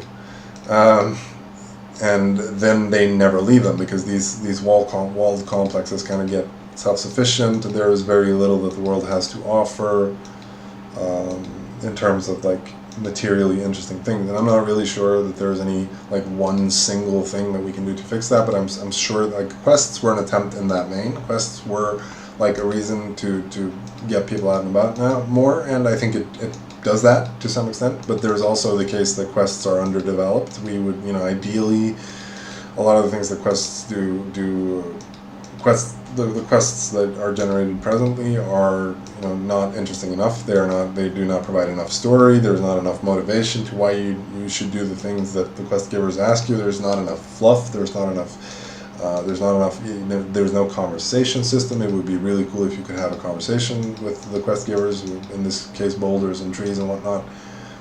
So a lot of those things can certainly be improved upon them, but the problem with that in turn is that it's a lot of work, and it's also work where there's no guarantee of immediate payback. Like, let's say, I brought this up on the forums, but let's say that we spent a lot of development time on like generating pick a thing, like quests, like a conversation system for conversing with trees or boulders or whatnot. That could be fun. There could be like perhaps the quest could provide some motivation as to why you need to do the quest tasks and whatever, and you could perhaps negotiate with the tree to get out of some condition of the quest or all of it, and blah blah blah blah. You could do a lot of fun things with that. Charisma could play a role in that. Finally, charisma would have a real function in the game. Like, there are a lot of fun things you can make, but again, it's a big deal. Like, doing something like that means taking like at least a month of time, investing it in building that system, and there's no guarantee on the outset that the system, when we're finished with it, is going to be all that we thought it would be. there's a very real risk that we add, like, something very marginal in terms of there's a very real risk with the payback on something like that is marginal, and for that reason we feel we have a hard time committing ourselves to making an update like that, because it's a lot of, again, I can only return to the basic point, it's a lot of work, there's no guarantee of payback. We want to work on the things, when we sit down to work, we want to work on the things that are the least amount of work and provide the maximum amount of sorry about that, amount of fun for the hours that we spend developing. And and that's really hard to identify those patches. I also think one of the arguments that I made on the forums is that each patch we add makes the next patch harder, because as a percentage of the entirety of the game, every patch is almost intrinsically going to be smaller than the next. There's definitely the marginal benefit, unless you find the really good updates, the nuggets of updates that are really make impactful changes to the game experience without necessarily costing an arm and a leg in terms of development effort, which a conversation system certainly would do. A conversation system for quest givers, for example, that's at least a month. Like, I'm not kidding you. There's a UI to make. There's you need to write the fucking things. There's a lot of things that goes into something like that. And I say it's a month of work, blah, blah. You can make it as big or as small as you want it to. You could work iteratively on it, and that's something that we could perhaps get better at as well, is working more iteratively on the game. A lot of considerations go into something like that, but blah, blah, blah. I should probably answer some other question. On the payment system, I know a few other MMOs. I want to answer this one. Get their money from character and armor customizations. Thoughts on this?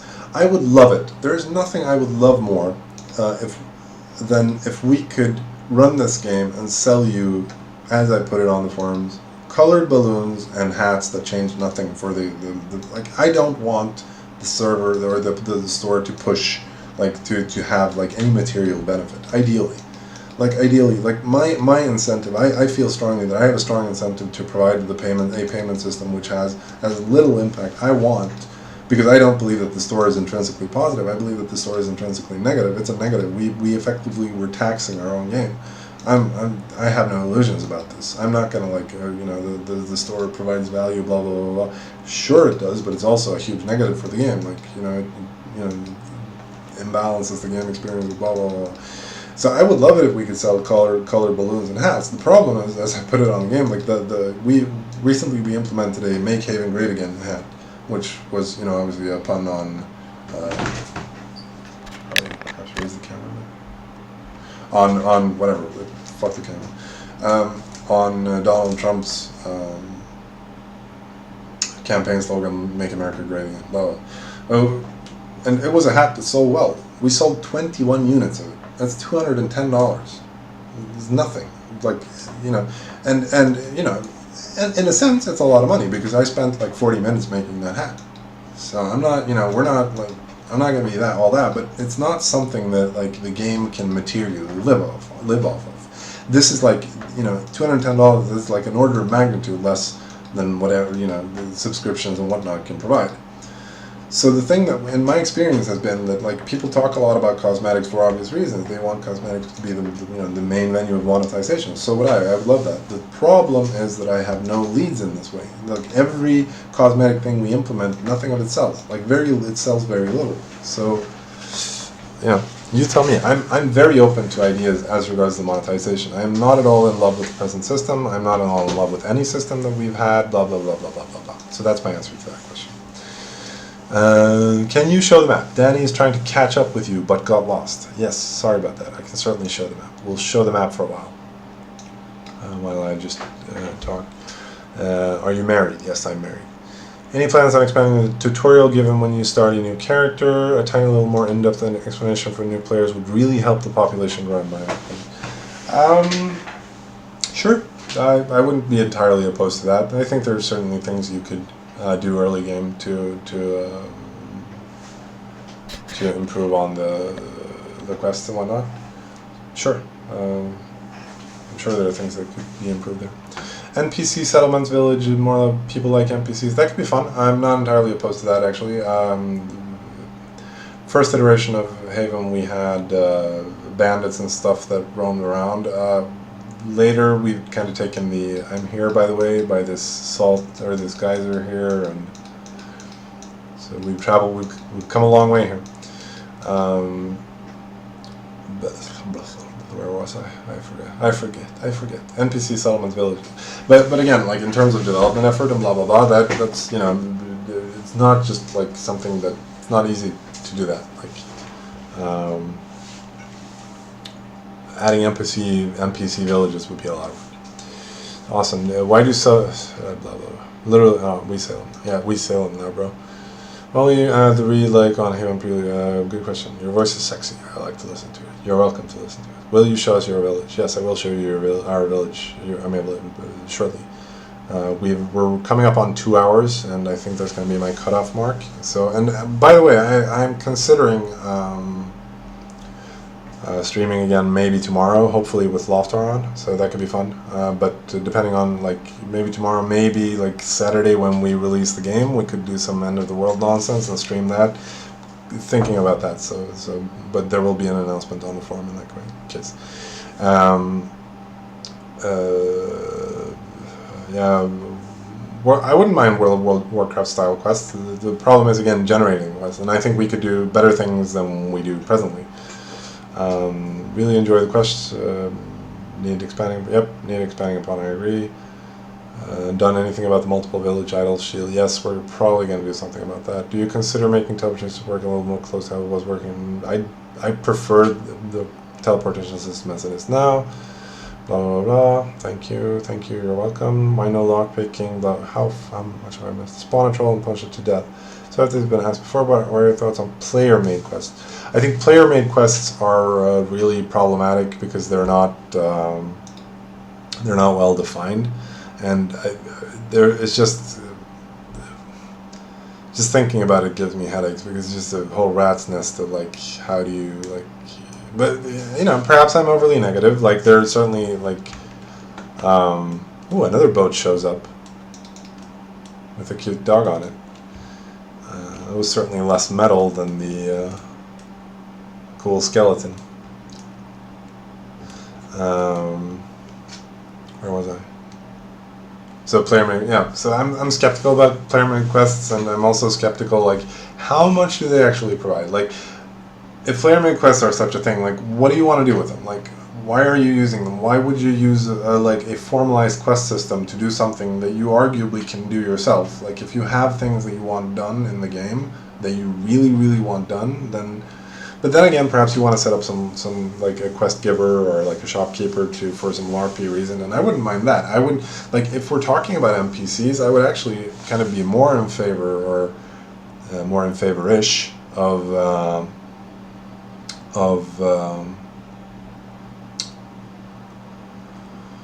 NPCs that players place in the world, and the players place and perhaps maintain, you know, some sort of like cattle-ish thing.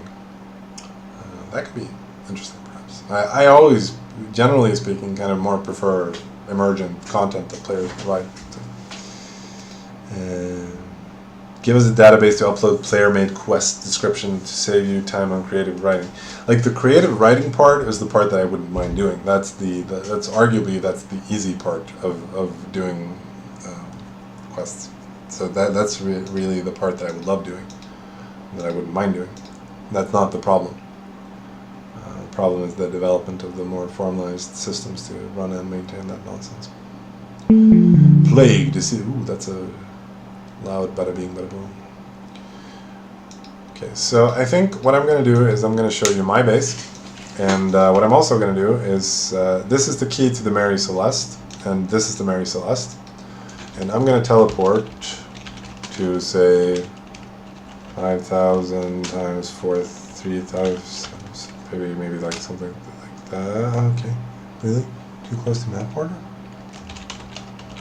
Alright. Why can't I do that? Okay, whatever, I'm just going to teleport away. Do something like this, and here we found something kind of cool. What is this even? Something. It's at least easily recognizable, and we're gonna. Here is a large chest, and here is the key for the Mary Celeste. So whoever wants the Mary Celeste can go find it. And there is also, we'll also add a raven. Just to say the raven that is presently encamped on my shoulder. While we go take a look at my base.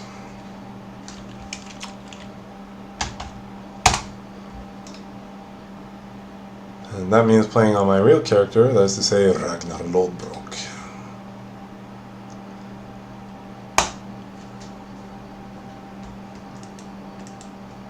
That took a while. So this, ladies and gentlemen, is my base. I hope to God that some of you recognize this base. This is the base that I have been working on since the start of this world. I played the first night of the world, and I settled in this place almost immediately. And as you can see, I have established a brick wall around the premises, and I haven't played in like 3 weeks, so I suspect that my animals have all starved to death.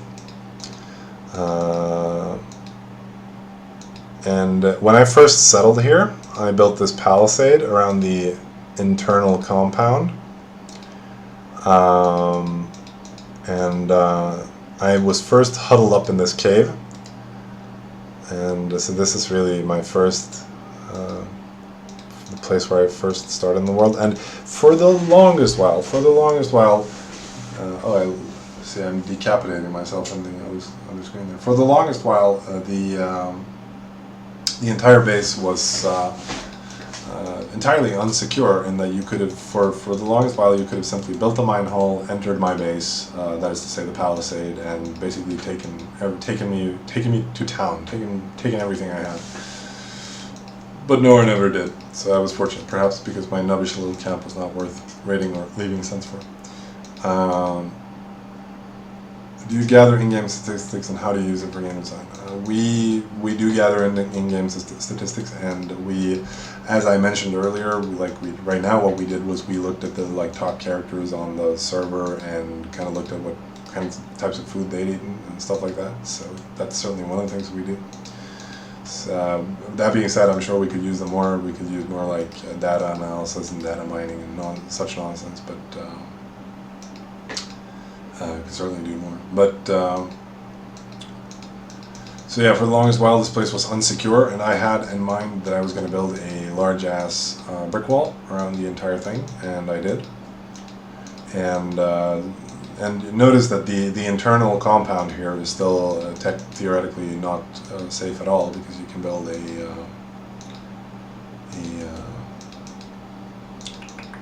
mine hole and mine your way into my base if you wanted to. But the exterior in the brick wall area is at least theoretically should be kind of secure. Show us your stats, please. Yes, I'm going to show you my stats. It's nothing. You will laugh. It was when we and the thing is, I have not been trying to min max or whatever. I've been role playing the game. So I always more or less role play the game, and so I'm not invested in my stats. I'll show them to you eventually. When we looked at how many food meters I had filled up in total over the course of the game, and I had filled up millions of food meters, whereas the people who were at the top had obviously filled up far fewer than I had, presumably by using symbol items and whatnot. By the way, if there are any symbol items which are entirely broken, you can certainly feel free to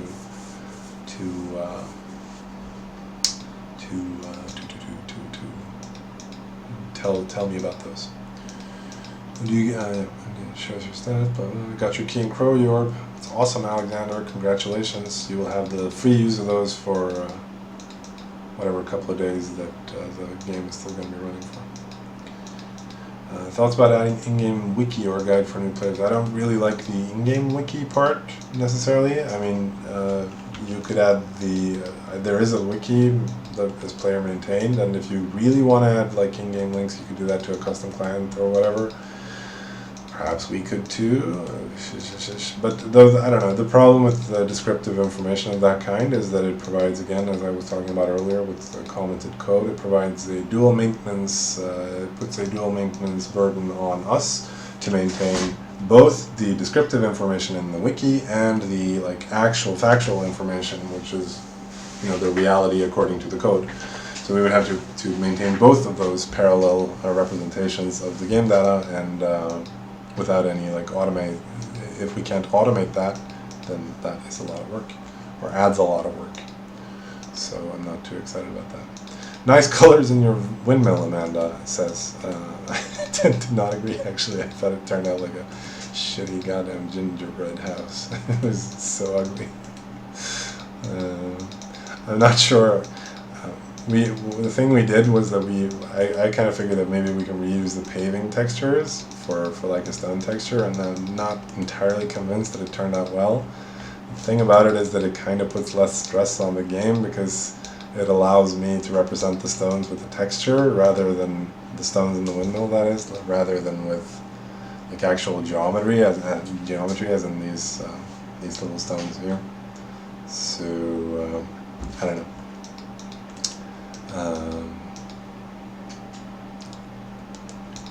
Any solution to the insane amounts of soil paths we end up with terraforming? Yeah, I as you can probably see, I had the same problem myself, and terraforming was obviously a bitch. All of this is dug, you know, sure, it's dug with a metal shovel, not a particularly good one, but nevertheless, and you know, this was the thing that took the time. Like, you know, leveling all this nonsense took a lot of time. So I spent several, and I did it more or less manually. Like, I don't do bots or whatever when I play. So I spent several nights just, you know, I don't know, listening to podcasts or whatever while grinding away at my little farm here. I'm fairly certain that I will not be building something this big for World 10, mostly because like I finished this farm. I think I finished the brick wall in like October. Nah, it wasn't October, it was like September. So I didn't get like much actual use and September was also incidentally when we were like starting, you know, when we first kind of floated the idea internally that like at some point we're going to have to do a world reset. But you know, in my defense, I continued building on it and whatnot. What podcasts do you listen to? Obscure things only. I don't want to necessarily. Several Swedish ones.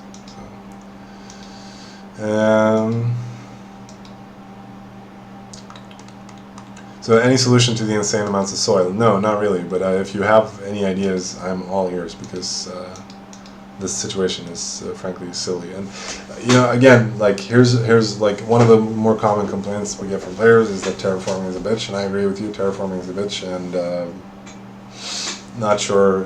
Like I'd love to probably help out with that if we can come up with a good mechanic that does that in a reasonable fashion. I would not mind making terraforming easier still, because there are a lot of clicks that will be consigned to the bit bucket here when we reset the world in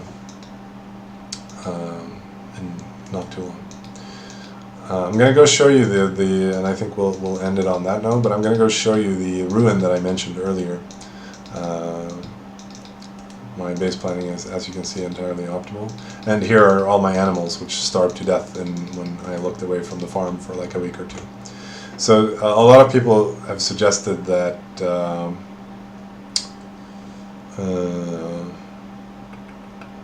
that animals should eat less, and you know, seeing this, I'm like tempted to agree. But yeah, we had a long discussion on that, so I won't reiterate. I was actually, one of the interesting things was one of my last projects that I never finished was, I'm not sure we will be streaming tomorrow. So probably not tomorrow, but Saturday probably. I don't think we'll have time tomorrow. There are still several items on our work list, so there will probably not be a stream tomorrow. But we may stream us resetting the world. I think that could be a fun idea. So Was I saying something? Is there any reason leveling is confined to 31 by 31? Yes, server performance is probably the reason. The calculations are somewhat involved, so but multiple people use a survey at once, but multiple people can use a survey at once. At least multiple people can dig from the same survey at once. But I agree and it would also be nice if the surveys could automatically place in stockpiles and take from stockpiles and blah blah blah blah blah. Ideally, the game should play itself. I know all these things are true, but you know, them's the breaks. It's a lot of fair amount of work. Yeah, we can discuss my puny stats. These are my puny stats. Oh, I just entered the Ivory Kingdom. I wish I shall show them to you outside of the Ivory Kingdom. These are my stats. I think strength is probably my highest one at 272, and so yeah, it's noob for life, yo.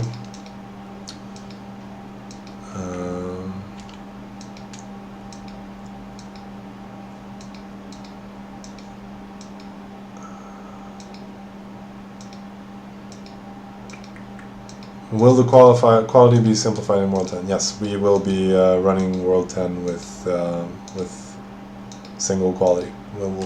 That is to say, this more or less the same quality system we had in Legacy. That is to say, the old version. This is funny. I don't know what happened to this settlement. It's called Amicable Civilization, and it lies here. These are the ruins of Amicable Civilization. It's a really cool base that someone obviously spent a lot of time on. I believe the people who lived here were Russians. They were not... In the early world, we were a little community of people who had like a chat and whatnot, and we did like on this island that we live on here, and we discussed setting up like a village together and whatnot. So big shout outs to my friends Asiliux M. Bia Buskins, Homer the Fifth, all these guys who live on this island with me. But someone has written in brick art here outside of this settlement, just a prank, bro.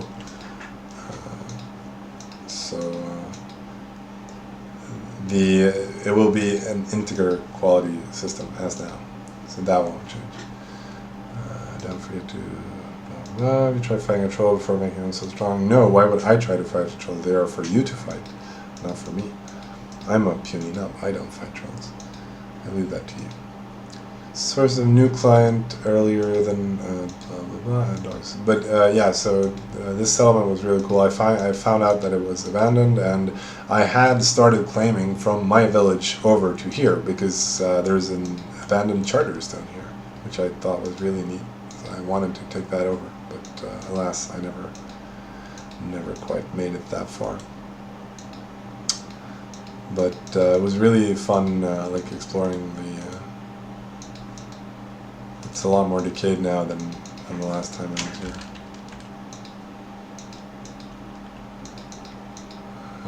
Oh shit! All the when I was here last, there were still walls standing and whatnot. It would be one of the things with the decay mechanics is obviously that it would be a lot of fun if the bricks decayed away, because if the bricks decayed away, I think like you could probably nature could more or less reclaim a settlement like this more or less entirely. Perhaps not entirely, but more or less. So what I did when I found it was that I built this internal palisade, which apparently last time I was here I forgot to close the door. That was probably not particularly smart, but this internal palisade here was built by me when I was exploring this ruin to protect the ore and whatnot that I found here. Yeah, decay underground is a discussion in itself. There's pretty, like, at least by my nubbish standards, the quality here was pretty decent. Like, at least it jumped me up a couple of notches in my metal quality, though the clay quality was perhaps not the most impressive.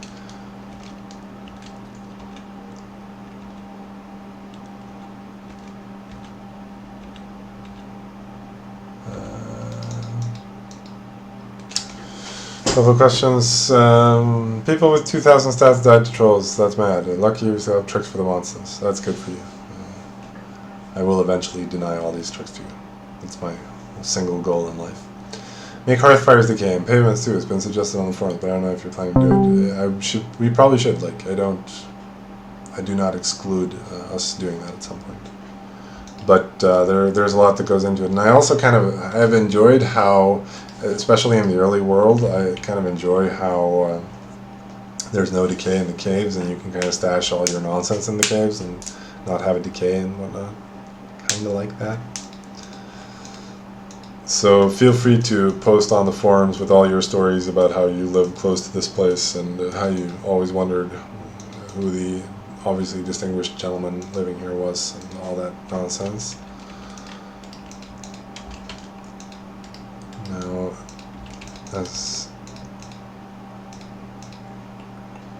so yeah, I would love it if we had more decay mechanics. This is my home. This is where I live. I have basically run out of curios last time I was here. So I built this house relatively late in the game.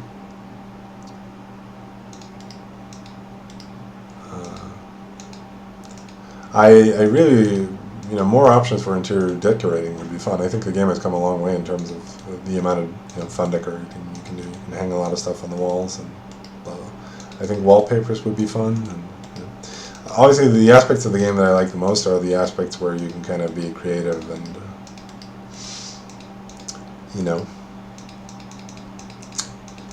make the game your own, so to speak. This is where I stashed all the metal that I looted from the abandoned base that I showed you earlier. Bathing in riches here. My study bench, sadly empty. And I also these are the shields that I found in that tower that you saw in the abandoned settlements. I found this Haven and Hearth shield, which I really liked. This angry pumpkin man face. This Russian shield revealing the nature of the inhabitants of the place, and also this obviously the swastika eagle, which who wouldn't make that as their. I'm decapitating myself again, aren't I? I don't know. Oh well. So I'm thinking I'm gonna light up. Let my little bro here light up his bong, if we have, and I think we're gonna close out on that note. Where did I put my matches? I actually found a couple of geysers that were full of sulfur, so I managed to build 2 catapults on the outside and also make some matches for myself. So I was really happy about that. One of my big accomplishments this world. I suppose geysers aren't. Yes, upload to YouTube. I certainly will. So I'm gonna let my little dude get. Oh, interesting. That breaks the animation. Didn't know that. Let my little dude fly high as a kite and take whatever final questions you may have before we round this out and call it a night here with the streaming and whatnot. 420 Blaze It, can certainly agree with that. This was fun.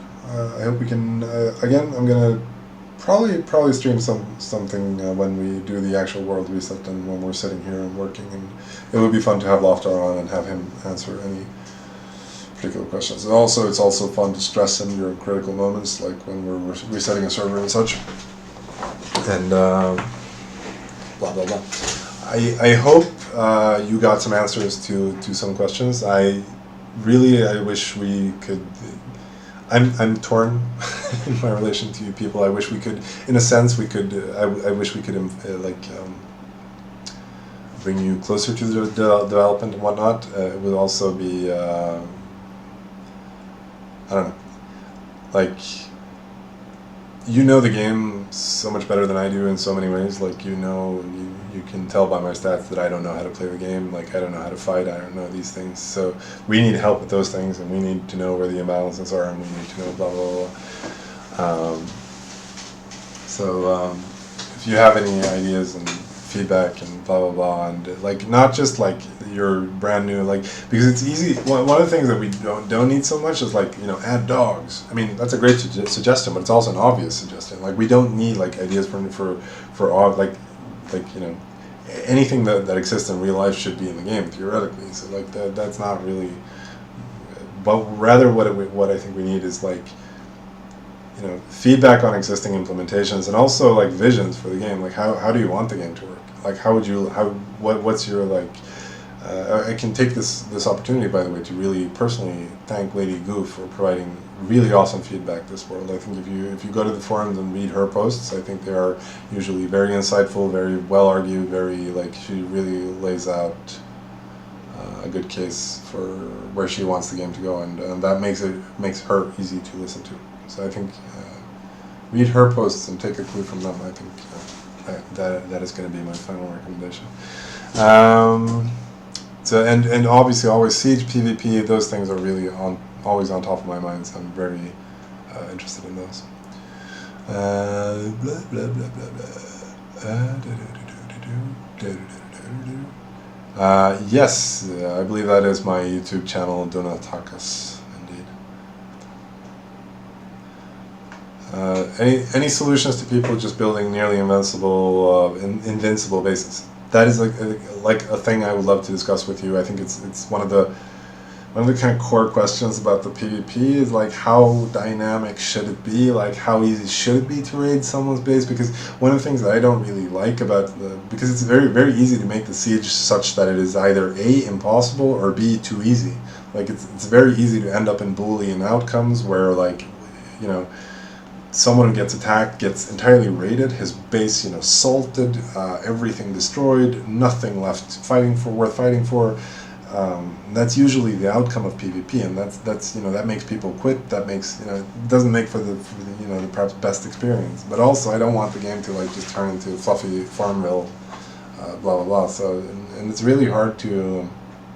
There's the timing problem is huge. Like, well, what if people raid you when you're offline? You know, there needs to be some way in which people can kind of more negotiate a time to meet and whatever. Well, what's the kind of approach that Siege should have? What's the really the end game design goal? Like how, you know, there are a lot of questions, and I welcome your answers to all of the questions. Keep up the good work. Thank you.